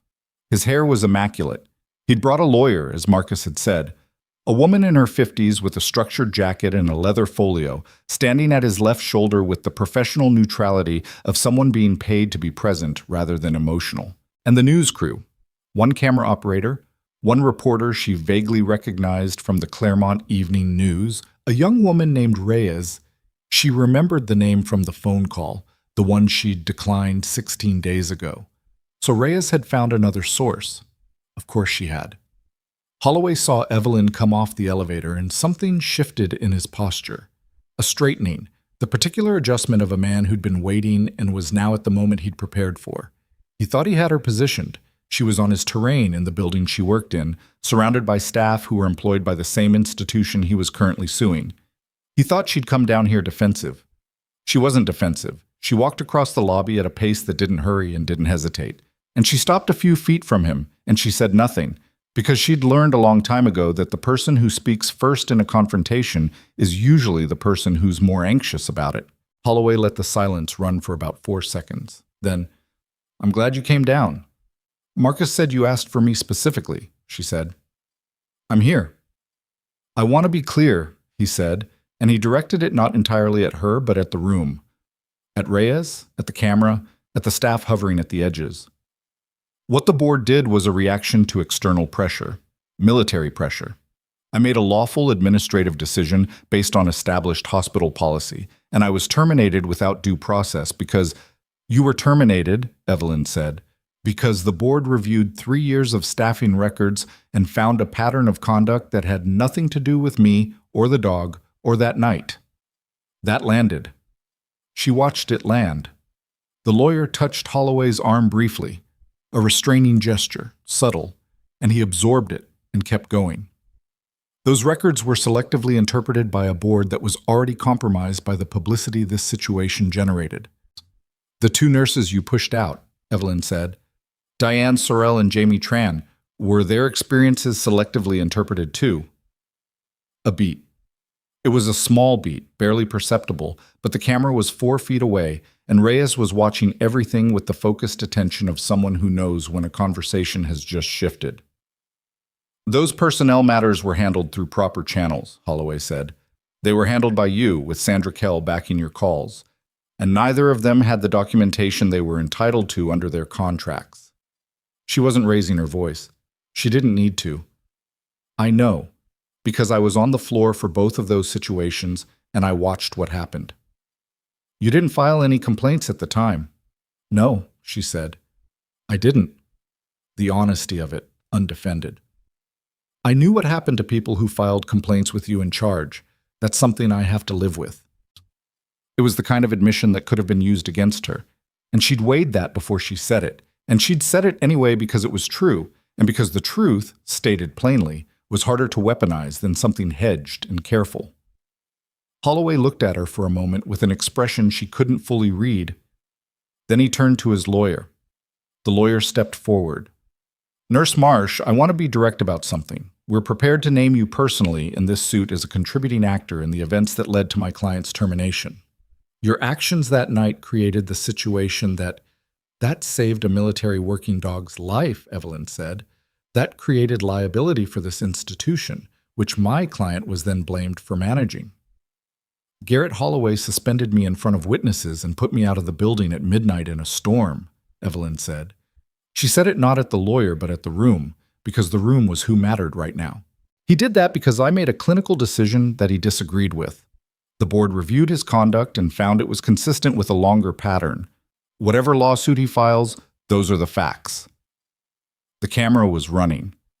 Reyes wasn't speaking. She was smart enough to know when to let a scene develop without interruption. And then the lobby doors opened. Brandt came in first, which she hadn't expected. She'd assumed he'd send someone, or call, or let the legal department handle the optics. But Brandt himself came through the doors, and he wasn't alone. Behind him was a man she didn't recognize, mid-50s, heavy-set, with the particular unhurried authority of someone who doesn't need to perform urgency because his presence itself carries weight. Reeves was behind them both. She hadn't called Reeves. She hadn't told anyone to call Reeves. But he was there, in his civilian jacket, with Okafor 2 steps behind him, and he moved into the lobby with the same quality he'd had the first night. The complete absence of theatrics, just presence, which was more effective than theatrics in almost every situation. Holloway saw Reeves, and something happened in his face that he worked to control and didn't fully manage. Brandt crossed to the center of the lobby. He nodded at Evelyn, then looked at Holloway. Garrett, he said. Ellis. Holloway's voice had a careful quality now. This is Raymond Stokes, Brandt said, indicating the man beside him. He's with the Wyoming State Health Department. He's been reviewing our facility for the past week. Stokes didn't say anything. He didn't need to. His presence said everything that needed saying, that the board hadn't just acted internally, that the review had gone external, that there were now state-level eyes on Ridgecrest Valley Medical Center and on the practices of its recently former director of operations. Holloway's lawyer leaned in and said something quietly in his ear. He listened. His jaw moved. Whatever the state review finds, he said, it doesn't change the fact that my termination was... The state review, Stokes said, speaking for the first time, has already found several items of interest. I won't enumerate them in a hospital lobby, but your attorney may want to know they exist before she makes further statements for the camera. Reyes's expression didn't change, but she'd angled the camera operator slightly, the minimum movement needed to get Stokes in frame. The lawyer pulled Holloway 2 steps away and spoke to him in the low, rapid tone of someone doing urgent reassessment. Evelyn watched Holloway's face during that conversation. The way the confidence he'd walked in with was being audited in real time, item by item, the way you watch a structure lose its load-bearing elements. He'd come here to reframe the story. The story had arrived ahead of him. Holtz. Reeves crossed to her side of the lobby. He didn't make a thing of it, just moved naturally the way he moved through spaces. You called the board, she said quietly. I called Brandt 2 days ago, he said. Let him know Holloway had been talking to media contacts. Figured he'd want lead time. You didn't tell me. You had patience. A pause. Also, I wasn't sure he'd move this fast. She looked at Stokes, who was now speaking to the lawyer in a tone too low to carry across the lobby. Who is Stokes, actually? State Health Department, like Brandt said. He's real. Reeves glanced at her sideways. The Army has working relationships with state health infrastructure in every region where we operate. When a military asset receives civilian medical care, the quality of that care gets reviewed. Stokes got a copy of Paulson's report from the licensing board inquiry. Paulson shared his report with the state? Paulson's report indicated potential systemic issues beyond the single incident. That triggers a referral. He said it simply. The system working the way it's supposed to work, for once. She thought about Paulson and his flat effect and his illegible handwriting and the way he'd asked about the hemostatic gauze without any visible emotional investment in her answer. She thought he was just doing his job. He was just doing his job. Across the lobby, Holloway had turned back from his conversation with the lawyer, and the suit that had looked so deliberate when he walked in was doing something different now. It was the same suit, same fabric, same cut, but it was wearing him rather than the other way around. The posture underneath it had changed, the internal scaffolding gone. He looked at Evelyn. She held it. I want this on record, he said, to the room, to Reyes, to whoever was listening. I ran this department for 9 years without a single formal complaint from the state. 9 years. That's true, Brandt said. He said it without hostility, which was somehow worse for Holloway than anger would have been. It's also true that 2 nurses left this facility in circumstances that the board now considers problematic, that staffing grievances were systematically underreported during your tenure, and that on the night of November 8th you suspended an employee for a clinical judgment call that preserved a military asset and reflected expertise that you had no knowledge of because you'd never asked. He paused. 9 years is a long time. It's also long enough to accumulate things. Holloway's lawyer put a hand on his arm. He pulled away from it. She broke policy, he said. The certainty in his voice had something desperate under it now, the grip of a man holding the last thing he brought into the room. Whatever else, she broke policy. Yes, Evelyn said. I did. Everyone looked at her. I broke a policy to preserve a life. I'd do it again. She kept her voice even, not cold, just clear. The clarity of someone who has stopped calculating how things land and is just saying what's true. If that's the version of events you want to lead with, go ahead. Put it in your filing. Let a court look at it. The lobby was very quiet. Reyes hadn't spoken in 4 minutes. She was still recording. Holloway looked at his lawyer. His lawyer looked at Stokes. Stokes was looking at something on his phone. The careful disengagement of a bureaucrat who's already gotten what he came for and is now simply waiting for the other parties to catch up. We should finish this conversation elsewhere, the lawyer said. Yes, Brandt agreed. I think that's right. Yeah. They left. Not dramatically. No door slamming, no final statement. Holloway walked out of the lobby of Ridgecrest Valley Medical Center with his lawyer at his side and the camera tracking them until the front doors closed, and then the lobby exhaled. The staff who drifted in from the edges began moving back toward their departments with the slightly dazed quality of people who'd watched something they'd be processing for a while. The patients in the waiting chairs returned to their phones. Reyes approached Evelyn. I know you declined comment before, she said.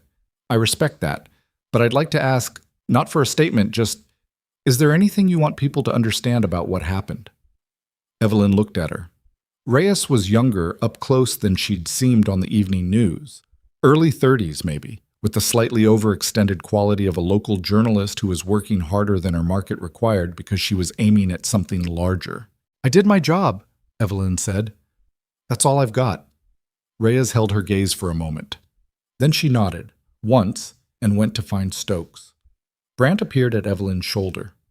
The suit won't go anywhere, he said, for what it's worth. With the state review findings, his attorney is going to advise him to settle and disappear. Okay, she said. The charge nurse position. He let it sit there. I said I'd think about it. Take your time. He looked around the lobby, at the intake desk, the corridor, the fluorescent-lit ordinary machinery of a hospital mid-morning. Though for what it's worth, I've been watching you manage a lobby confrontation with a terminated administrator, 2 lawyers, a state health official, and a news camera while half your attention was still on whoever you handed off upstairs. He paused. People who can do that tend to be underutilized in bedside roles. She didn't have an answer to that, not one she was ready to give. Brant left. Reeves was near the door. He caught her eye and lifted his chin slightly in the way that meant, "Okay?" And she gave him the small nod that meant yes, and that was the whole conversation. She went back upstairs. The patient she'd handed off, the rollover from the county road, had been stabilized and was en route to imaging. The second critical from the same accident was in surgery. Marcus had done a competent job managing the bay in the 11 minutes she'd been downstairs, which she noted without saying so because he didn't need the commentary. He needed to know that competence was expected and that meeting it was sufficient. She picked up the next chart. The afternoon moved the way afternoons in the ER moved. Not linearly, not neatly, but in the continuous overlapping wave pattern of need and response. A broken wrist, a drug interaction that could have gone badly, and didn't because someone caught it. A woman in her 70s who'd collapsed in a parking lot and turned out to have a rhythm abnormality that nobody'd caught in her previous 3 cardiology visits, which was the kind of thing that made Evelyn angry in a quiet and specific way. Not at the cardiologist necessarily, though maybe at one of them, but at the systemic tendencies that let things fall through the space between appointments. She flagged it, wrote it up thoroughly, made sure it was in the chart in language that would be hard to overlook. At 4:15, her phone rang. Unknown number, different area code than before. She almost let it go. She didn't. "Marsh," she said, "Nurse Marsh." A man's voice, older, measured in the way of someone who spoke carefully by professional habit. "My name is David Whitmore. I'm a managing editor at the Casper Courier. We've been following the situation at Ridgecrest Valley, and I understand you declined comment with the local station." "Yes." "I'm not calling for a statement," he said. "I'm calling because we're running a piece on rural hospital staffing practices and administrative accountability, and your situation is one of 4 we're looking at across the state. I wanted you to know the scope before you decided whether to engage." 4 hospitals. A pattern piece. Bigger than Claremont, bigger than Holloway. She processed that. "I'll think about it," she said. "Of course." He gave her his number. She wrote it on the back of a medication label because that was what was in her hand. She looked at the number after she hung up. 4 hospitals. Which meant whatever Holloway had done here, he wasn't the only one who'd done it. Which meant the thing she'd stumbled into on the night of November 8th wasn't an isolated incident of one bad administrator making bad calls. It was a symptom. The specific symptom you see when a system has been arranged to protect the people running it rather than the people inside it. She put the number in her pocket. The coin was already there. She felt them side by side, the weight of the coin, the folded medication label. And she thought about Vasquez saying that's what soldiers do. And she thought about what it meant to fight for something versus what it meant to simply survive it. And she understood, standing in the corridor of Bay 2 at 4:20 in the afternoon, that she'd spent 4 years confusing one for the other. Surviving wasn't the same thing as not losing. She'd been not losing. That wasn't enough. At 6 o'clock, Patrice caught her at the nursing station. "Board posted the charge nurse opening officially," she said. "Internal candidates only, first round." Evelyn looked at the posting on the shared screen. Her own name wasn't on it yet because she hadn't put it there.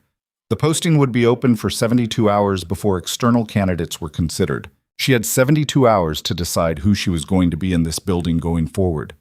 She was still looking at the screen when Marcus came around the corner with an expression she'd learned over the past few weeks meant something unexpected had arrived. "There's someone at the front desk," he said. "Not a patient." "Who?" He hesitated. "She says she's Diane Sorrell." The name landed like something physical. Diane Sorrell, one of the 2 nurses Holloway had pushed out, the one Evelyn had mentioned by name in the lobby this morning, to Holloway's face, with the camera running. The one whose experience she'd watched and not intervened in and spent the subsequent 18 months not fully making peace with. Diane Sorrell had seen the news coverage, and she'd driven to the hospital. Evelyn set down the chart she was holding. "I'll go," she said. She walked toward the front desk, and with every step something clarified in her. The way things clarify when you stop waiting for the right conditions and accept that the conditions in front of you are the ones you have to work with. Diane Sorrell had come here because she'd seen someone say her name out loud in a place that had erased her, and she'd come because she needed something. Maybe just to be seen, maybe something more, maybe something that Evelyn didn't have the authority to give, but could help her get. She pushed through the corridor doors into the main lobby. She saw Diane Sorrell immediately, early 40s, tired in the way of someone who'd been tired for longer than the day, standing near the window with her coat still on, holding her phone with both hands like she wasn't sure whether she was going to use it or leave. She looked up when she heard the doors. Her eyes found Evelyn's face, and she held very still for a moment. The particular stillness of someone who's come a long way on uncertain footing and is waiting to find out if the ground is going to hold. Evelyn crossed the lobby. She didn't have a speech prepared. She didn't have a resolution to offer. She had the truth of what she'd seen and the fact of what she hadn't done. And she had whatever came after that, which was unwritten and possibly difficult, and also the only thing left worth doing. She stopped in front of Sorrell. "Thank you for coming," she said. Sorrell looked at her. Something behind her eyes worked through several things at once. "He's filing a lawsuit," Sorrell said. "I heard." "Yes." "Can he—" She stopped, started again. "Is there something I can do?" "That would actually matter." Evelyn held her gaze. "Yes," she said. "There is." She pulled the medication label out of her pocket, the one with Whitmore's number on it, and she looked at it, and she thought about 4 hospitals and a pattern piece and someone who'd spent a career at a state paper and knew the difference between a story that ran once and a story that changed something. She handed it to Sorrell. "This is a journalist," she said. "A serious one. He's working on something larger. Your account, the documentation, the timeline, what happened to your contract, that's exactly what he needs." Sorrell looked at the number. Her hand was steadier than Evelyn expected. "And you?" Sorrell said. "Are you talking to him?" Evelyn thought about the posting on the board, about Brandt's offer, about what it meant to take a role that put her in the position Holloway had occupied, and whether she could do it differently, and whether differently was even possible inside the same walls. "I'm going to," she said. Sorrell nodded slowly. She was still looking at the number. "I drove 2 hours," she said. It wasn't a complaint, it was just a fact. And there was something underneath it, the fact that she'd thought about turning around, probably, somewhere on the county highway, and hadn't. "I know," Evelyn said. "I'm glad you didn't stop." Sorrell put the number in her coat pocket. She looked around the lobby, at the intake desk, the waiting chairs, the corridor that led back into the hospital, the building she'd worked in for 4 years before Holloway had made staying impossible. "Does it feel different?" she asked. "Being back after—" "Yes," Evelyn said. "Better?" She thought about that. "Clearer," she said finally. "Not the same thing, but it'll do." Sorrell almost smiled. Not quite. The kind of expression that sits just at the edge of it, when you're not ready to fully arrive there yet, but you can see it from where you're standing. She turned to go, then she stopped. "There were others," she said without turning back around. "Not just Jamie and me. There were others before us that Holloway managed out. I have names. I kept records." A pause. "I kept them because I thought someday someone would ask." The lobby was quiet. "Send them to Whitmore," Evelyn said. "I will." Another pause. "And Marsh?" "Yeah. What you said this morning. In there." She tilted her head toward the space the camera had been. "About not filing a complaint. About knowing what happened to people who did." Evelyn waited. "I heard that," Sorrell said. I wanted you to know I heard it." She walked to the doors. The automatic sensors triggered and they opened, and she went through them into the parking lot, and Evelyn watched her go and stood in the lobby for a moment longer than she needed to. Then her pager went off. Clinical line this time. She looked at it. Bay 4, cardiac presentation, needs assessment. She moved. Behind her, in the parking lot, Diane Sorrell sat in her car for a moment before starting it. She had a phone number on a medication label in her coat pocket and a folder of documents in her bag that she'd carried for 18 months without being entirely sure why. She took out her phone. She opened a new message. And in an office across town, in a building that housed the regional operations of one Garrett Holloway's former employer, an employer he'd worked for not just at Ridgecrest Valley, but according to the dates in the folder Sorrell had been building, at 2 other facilities before this one. A calendar notification pinged on a laptop that hadn't been opened in 3 days. A meeting, scheduled for tomorrow morning. The subject line read, Preliminary Consultation. Re. Holloway, G. Prior Employment Record Review. The laptop belonged to the administrator of a hospital 200 miles northeast of Claremont. A hospital where, according to Sorrell's records, Garrett Holloway had worked for 4 years before moving to Ridgecrest Valley.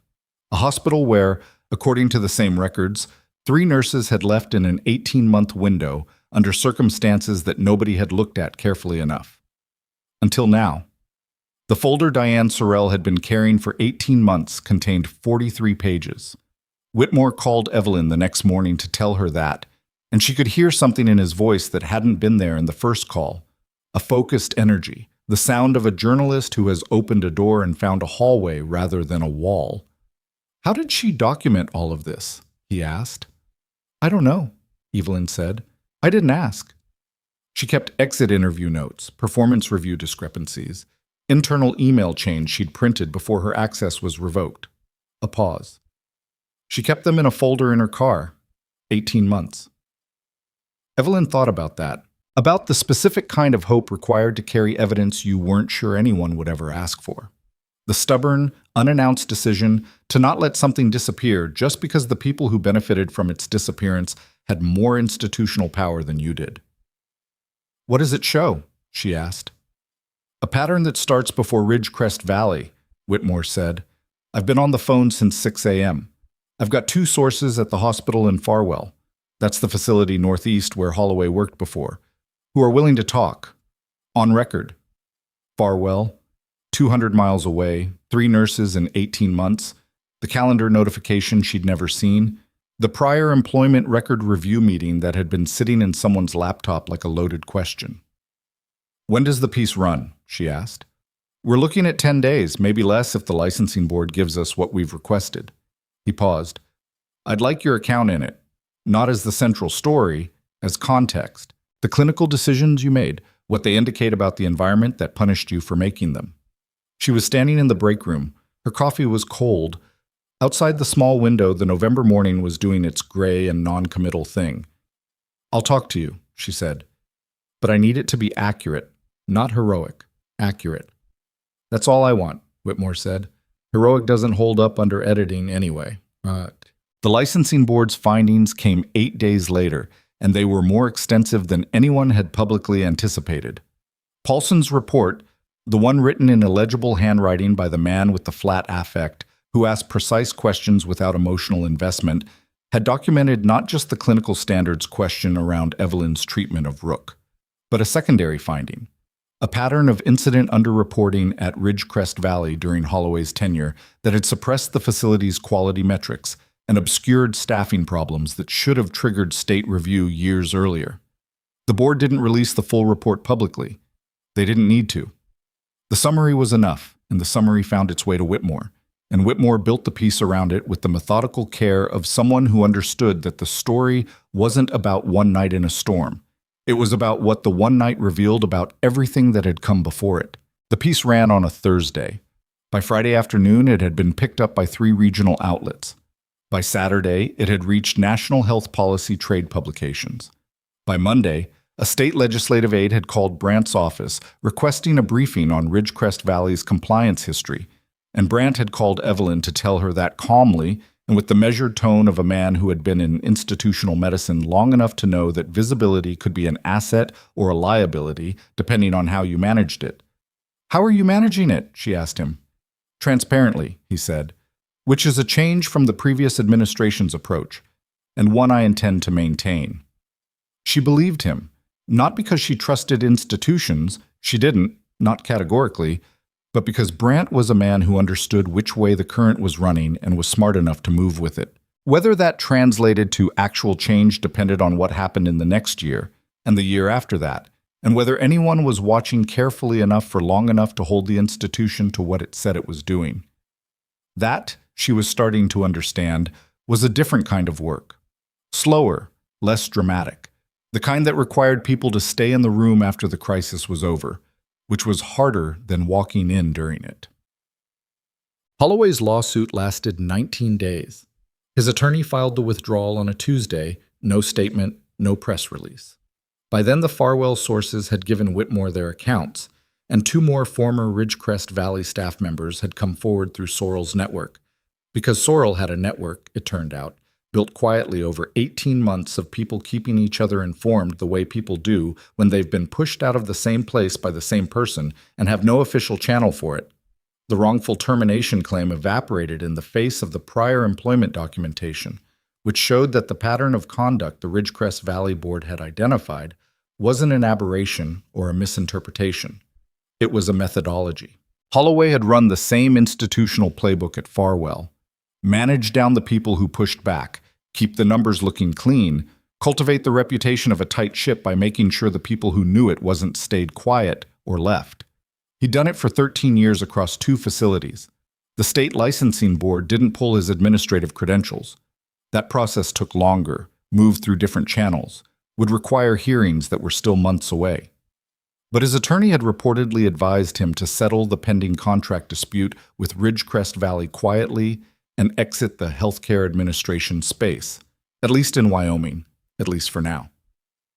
Evelyn heard about the withdrawal the same way she heard about most things in the aftermath. Secondhand, through Marcus or Patrice or Brant, in the margins of a shift, while she was doing something else. She was charting a discharge summary when Marcus told her, leaning into the nursing station with his tablet tucked under his arm. "That's it?" he said. He seemed almost disappointed. He'd been watching the situation with the investment of someone young enough to still expect clean endings. "That's what it looks like from the outside," she said, without looking up from the chart. "Doesn't mean it's over." "What do you mean?" "I mean the licensing hearings haven't happened yet. I mean there are staff at Farwell who may or may not get anything close to acknowledgement of what happened to them. I mean, institutions have short memories when the pressure reduces." She finished the chart and looked at him. "Winning a moment isn't the same thing as changing a system. Don't let anyone tell you it is." He thought about that. "So what do you do about it?" "Stay," she said, "and keep paying attention." He nodded slowly. She could see him integrating it, the specific recalibration of someone who'd been expecting a finish line and was being told there wasn't one. Exactly, just different terrain. She handed him the discharge chart. "Bay 3 needs an update," she said. "Go." He went. She submitted her application for the charge nurse position on the 68th of the 72 hours. Not because she was uncertain about it, she'd decided within the first 24, but because she wanted to make the decision on her own time, for her own reasons. Not because Brant had suggested it, or the situation seemed to demand it, or the narrative arc of the past 3 weeks pointed toward it. She'd spent enough time moving in response to other people's pressure to know the difference between a decision and a reaction, and she wanted this to be a decision. She wrote the application herself, without help, at her kitchen table on a Sunday morning with actual hot coffee and the late autumn light coming through the window at a low angle that made everything look provisional and clean at the same time. She wrote about clinical leadership, about the difference between managing a floor and understanding one, about what she'd seen in 6 years at Ridgecrest Valley, the things that worked, the things that didn't, the specific failures of a system that prioritized its own smoothness over the people inside it. She wrote about Sorrell and Tran without naming them, because it wasn't her story to tell in that context, but she wrote about what their situations indicated about the gap between what this facility said it was and what it needed to become. She wrote one sentence about the night of November 8th. "I made the right call in a situation where the institutional framework provided no good options, and that experience clarified for me what kind of leadership this department needs going forward." She submitted it and closed her laptop and finished her coffee and didn't think about it again that day, because ruminating on submitted applications was not a habit she intended to develop at 28. The interview was on a Wednesday, 3 weeks after the night of the storm. Brant ran it, along with 2 other board members and the hospital's chief nursing officer, a woman named Gloria Reinholt, who'd been in clinical leadership for 27 years and had the specific credibility of someone who'd earned every wrinkle on her face and knew it. Reinhold asked the hard questions, not about the incident, not about Holloway, but about the work, staffing ratio management, conflict resolution protocols, how to handle a charge nurse who disagreed with a physician's assessment, what you do when the right clinical call and the right administrative call are in direct opposition. Evelyn answered all of it. Not perfectly. There were 2 questions where she had to think for longer than felt comfortable, and one where she gave an answer she qualified mid-sentence because she realized partway through that she was stating a position more confidently than her actual experience supported it. She corrected herself out loud, which she suspected was either the right move or the wrong one depending on what Reinhold valued. At the end, Reinhold looked at her for a long moment. "You've been doing charge-level work informally for at least 2 years," she said. "I've talked to the staff." "Some of it," Evelyn said. "Why didn't you apply before?" It was the question she'd been asked in different forms by different people over the past weeks, and she'd given different versions of the answer each time. She gave Reinhold the most accurate one. "Because I'd arranged my life to stay small," she said. "It felt safer. It wasn't particularly, but it felt that way." A pause. "I don't think it serves anyone for me to keep doing that." Reinhold wrote something down. The interview ended 12 minutes later. Brandt called her that evening. She was in her car in the parking lot, still in her scrubs from the shift she'd worked after the interview, because the interview had been at 7 a.m., and she'd gone directly to the floor afterward. "It's yours if you want it," he said. She sat in the parking lot for a moment. The November dark had come in early again, the way it did this far north, and the parking lot lights were doing their haloed thing, and somewhere across the lot a car started and pulled out, and the headlights swept across her windshield. "I want it," she said. "Good." She could hear him nod through the phone, which was a sound that didn't technically exist, but somehow did. "We'll do the formal announcement Monday. Reinhold wants to meet with you before then to go over the transition plan." "Okay." "Marsh." A pause. "For what it's worth, that this should have happened 2 years ago, before Holloway, before any of it." Another pause. "I'm sorry it didn't." She sat with that. "It happened when it happened," she said finally. "That's what I've got to work with." She hung up, sat in the dark, thought about what it meant to be 28 years old and have already had a life that had been 2 or 3 different things, and to be standing at the edge of a 4th thing, and to feel, not triumphant, not vindicated in any clean Hollywood way, but clear, settled. The specific internal quality of someone who has stopped waiting to become themselves and has just quietly arrived. She drove home, made dinner. It wasn't good. She'd been a mediocre cook her entire adult life, and the past month had not improved the situation. She ate it anyway, standing at the kitchen counter, and watched the last of the evening news, and went to bed at a reasonable hour for the first time in longer than she could accurately remember. Rook came back to Claremont 6 weeks after the night of the storm. He wasn't cleared for active duty yet. Ferris had estimated another 8 to 10 weeks of rehabilitation before that evaluation, and the Army's working dog veterinary program had its own timeline that didn't bend for sentiment.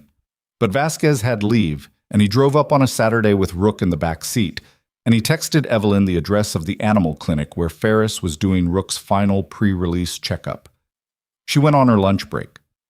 The checkup was in exam room 2, smaller than she'd imagined, with the standard institutional smell of animal medicine and antiseptic, and Ferris standing at the counter making notes while Rook sat on the exam table with the focused patience of a working dog who understands that certain processes are required before he gets to move again. He saw her before she was fully through the door. His tail started first, the same way it had in the parking lot at the ceremony. The rest of him following the tail's lead, his head coming up, his whole body reorienting toward her with the uncomplicated accuracy of an animal that has cataloged someone as significant and has no ambiguity about what to do with that information. She crossed to him, put her hands on either side of his face. He pushed into them. "Hey, buddy," she said. He made a sound that was not quite a whine and not quite a bark, something in between, the specific vocalization of a dog trying to communicate urgency through the limitations of the medium. "I know," she said. "Me too." Vasquez was leaning against the wall with his arms crossed, watching this with an expression he probably didn't know was on his face. Something open and unguarded. The look of a man who'd spent 3 weeks not knowing if this moment would happen. Ferris finished her notes. Full mobility, she said. Scar tissue is stable. Neurological response is normal. He's cleared for return to duty evaluation in 8 weeks pending the program vet's assessment. She looked at Evelyn. He'll carry the scar, but working dogs don't care about scars. No, Evelyn said. They don't. She stayed for 20 minutes. Not long enough, but her lunch break had a hard end, and she'd learned a long time ago that the work didn't pause for the things that mattered outside it. It just required you to get back to it, and the getting back to it was its own kind of answer to the question of what you valued. At the door, Vasquez stopped her.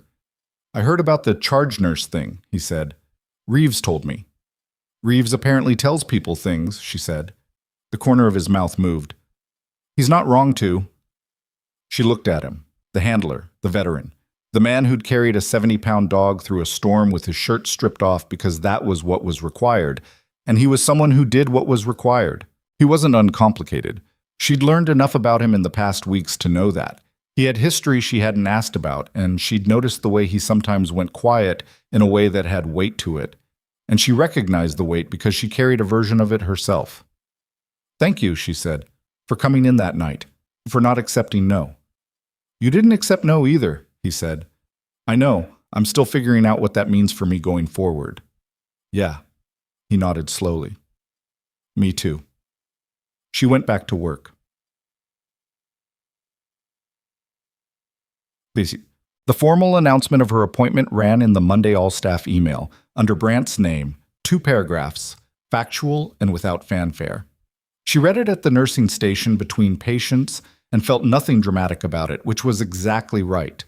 It was a title change, a shift in responsibility, the beginning of a different kind of hard work. It wasn't a prize. It was a door. What she did with the door was the part that mattered. Reinhold met with her that same afternoon, and the transition plan they built together over 2 hours was specific and unglamorous. Staffing review, scheduling restructuring, a new incident reporting protocol that Reinhold had been trying to implement for 3 years, and that Holloway had quietly shelved because it would have created documentation he didn't want. They rebuilt it from Reinhold's original draft, updating it for current compliance requirements, and Evelyn added 2 provisions that hadn't been in the original, one about anonymous reporting pathways, one about mandatory review timelines. These will generate more paperwork, Reinhold said, not as an objection, just as a statement of fact. Yes, Evelyn said. That's the point. The paperwork creates a record that's harder to make disappear. Reinhold looked at her for a moment. Then she added the provisions to the draft. The meeting ran 40 minutes over its scheduled time, and they were both fine with that. Whitmore's piece ran its final version with a correction appended, not to the substance of the reporting, but to a timeline error he'd caught himself and corrected before anyone else flagged it, which Evelyn thought said something about him. The piece generated the response it had generated, and then the news cycle moved on, the way news cycles do. And Claremont went back to being a high plains city in Wyoming in November, where the wind didn't stop and the mountains on the horizon looked the same every morning, regardless of what was happening in the buildings beneath them. Holloway's licensing hearing was scheduled for the spring. She intended to give a statement. She'd already drafted the outline of it in the same notebook she used for shift notes, in handwriting that was neither as illegible as Paulson's nor as careful as she'd have liked. Just her own handwriting, practical and imperfect and entirely hers. Sorrell called her 3 weeks after their meeting in the lobby. I talked to Whitmore, she said, and I talked to someone at the licensing board. How did it go? Hard. A pause. But okay. Better than I expected. Are you going to the spring hearing? Yeah. A longer pause. I wasn't going to, and then I figured I kept a folder in my car for 18 months. I can probably manage a hearing. Evelyn almost smiled. Yeah, you can. Marsh. Something shifted in Sorrell's voice, the tonal change of someone getting to the real thing after the preliminary. What made you say my name? In the lobby, to his face, with the camera. You didn't have to do that. She thought about it honestly. Because I didn't say it when it would have cost me something, she said, and I needed to say it when I could. Silence on the line. That's, Sorrel started, stopped. That's a real answer. It's the only one I've got. It's enough, Sorrel said. There was a moment, about 6 weeks after the night of the storm, when the thing that had happened stopped feeling like an event and started feeling like a before and after. Not a transformation. She was not someone who believed in transformations, in the clean narrative arc of a person who went in one thing and came out another.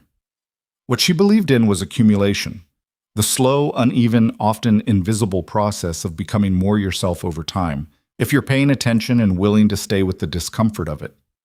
She'd been someone who stabilized soldiers under fire. She'd been someone who came home from that and spent 4 years building a life around not being asked about it. She'd been someone who watched 2 colleagues get pushed out and said nothing, and someone who walked out into a storm when she was told to, and someone who turned around and walked back in. She was all of those people simultaneously. That was the part nobody told you about the before and after. The after doesn't erase the before. It just adds to it, and you carry everything, the things you're proud of and the things you're not, and the carrying is the work, and the work is the life.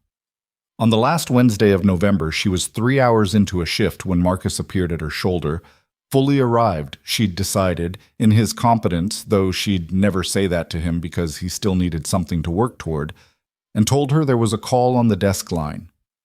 Who? Dr. Ferret. She took it. He passed his evaluation, Ferris said, without preamble, because that was how Ferris communicated. Full clearance. He goes back to active assignment next week. Evelyn stood at the nursing station and looked at the bay doors and the corridor and the fluorescent lights and the ordinary, unglamorous, load-bearing machinery of an emergency department on a Wednesday afternoon. Good, she said. I thought you'd want to know. I did. Thank you. She handed the phone back and stood still for a moment, just a moment, because the floor didn't stop for moments, and let it land. Rook, walking. On his way back to the work he'd been built for, carrying a scar he didn't care about, doing the thing he was made to do without requiring anyone to acknowledge that it was remarkable. That was the part she kept coming back to, in the weeks after the storm. Not the lobby confrontation, not the board meeting, not Holloway's face when the walls came in, the dog's eyes in the trauma bay, the uncomplicated decision to trust what was in front of him. She'd spent 4 years being strategic about who she let see what she was capable of. Rook didn't make that calculation. He just was what he was. And the people who needed it found it, and the people who didn't weren't his problem. She wasn't sure she could live like that entirely. She was human, and humans were strategic about their vulnerabilities. And that wasn't always cowardice. Sometimes it was just sense. But there was something in it that she'd been holding on to since that night, a small recalibration of what it meant to be seen versus what it cost to stay hidden. She pulled on a fresh pair of gloves. Marsh! Reinhold appeared in the corridor, tablet in hand. Incoming from the highway. Too critical. Tell me what we've got, Evelyn said. Reinhold read from the tablet as they moved. Mechanism, vitals, age, estimated loss. Evelyn listened and walked, and the bay doors swung open ahead of her, and the first gurney came through, and she stepped up to it with the specific presence of someone who has stopped apologizing for knowing exactly what they're doing. Her badge was on her chest. The challenge coin was in her pocket, where it had been every shift since Vasquez pressed it into her hand. She'd thought, initially, that she'd put it somewhere meaningful. A shelf. A drawer. Somewhere it could be properly kept. But she kept ending up at the start of a shift and putting it in her pocket instead, and eventually she stopped questioning the instinct. Some things you carry because they remind you of what you survived. Some things you carry because they remind you of what you're still doing. The second gurney came through the doors. Talk to me, she said, and the paramedic started talking, and she listened with everything she had. 6 years of this floor, 2 deployments, 4 years of learning how to come home, 6 weeks of whatever you called what had just happened, all of it present, none of it resolved, all of it available. This was what she'd learned in the end.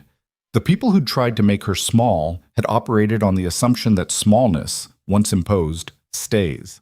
That if you push someone far enough out of the room, they adjust to the hallway and stop reaching for the door. They'd looked at her and seen a tired nurse buried in debt and routine, and made the mistake that people always make when they decide someone is only what they appear to be in the moment. She'd been a combat medic under fire. She'd been a woman who walked back into a storm. She'd been the person who said two names out loud in a lobby when it cost her something, and the person who'd handed a phone number to a woman who'd been carrying a folder for 18 months waiting for someone to ask. She was none of those things cleanly. She'd gotten things wrong. The silence, the staying small, the long education in making herself convenient. And she'd have to live inside those failures the same way she lived inside everything else, as part of the total weight of herself. But she was still here. That was not nothing. That, in the accounting of things that mattered, was exactly what it looked like to win. The gurney locked into position. The monitors connected. The team organized itself around her, and she read the situation in a single sweep. The wound site, the pressure, the airway, the numbers. And she began to work. Precise, calm, completely present. The woman who no one had looked at carefully enough, standing in the room she'd earned twice, doing the thing she'd always been made to do. Ready.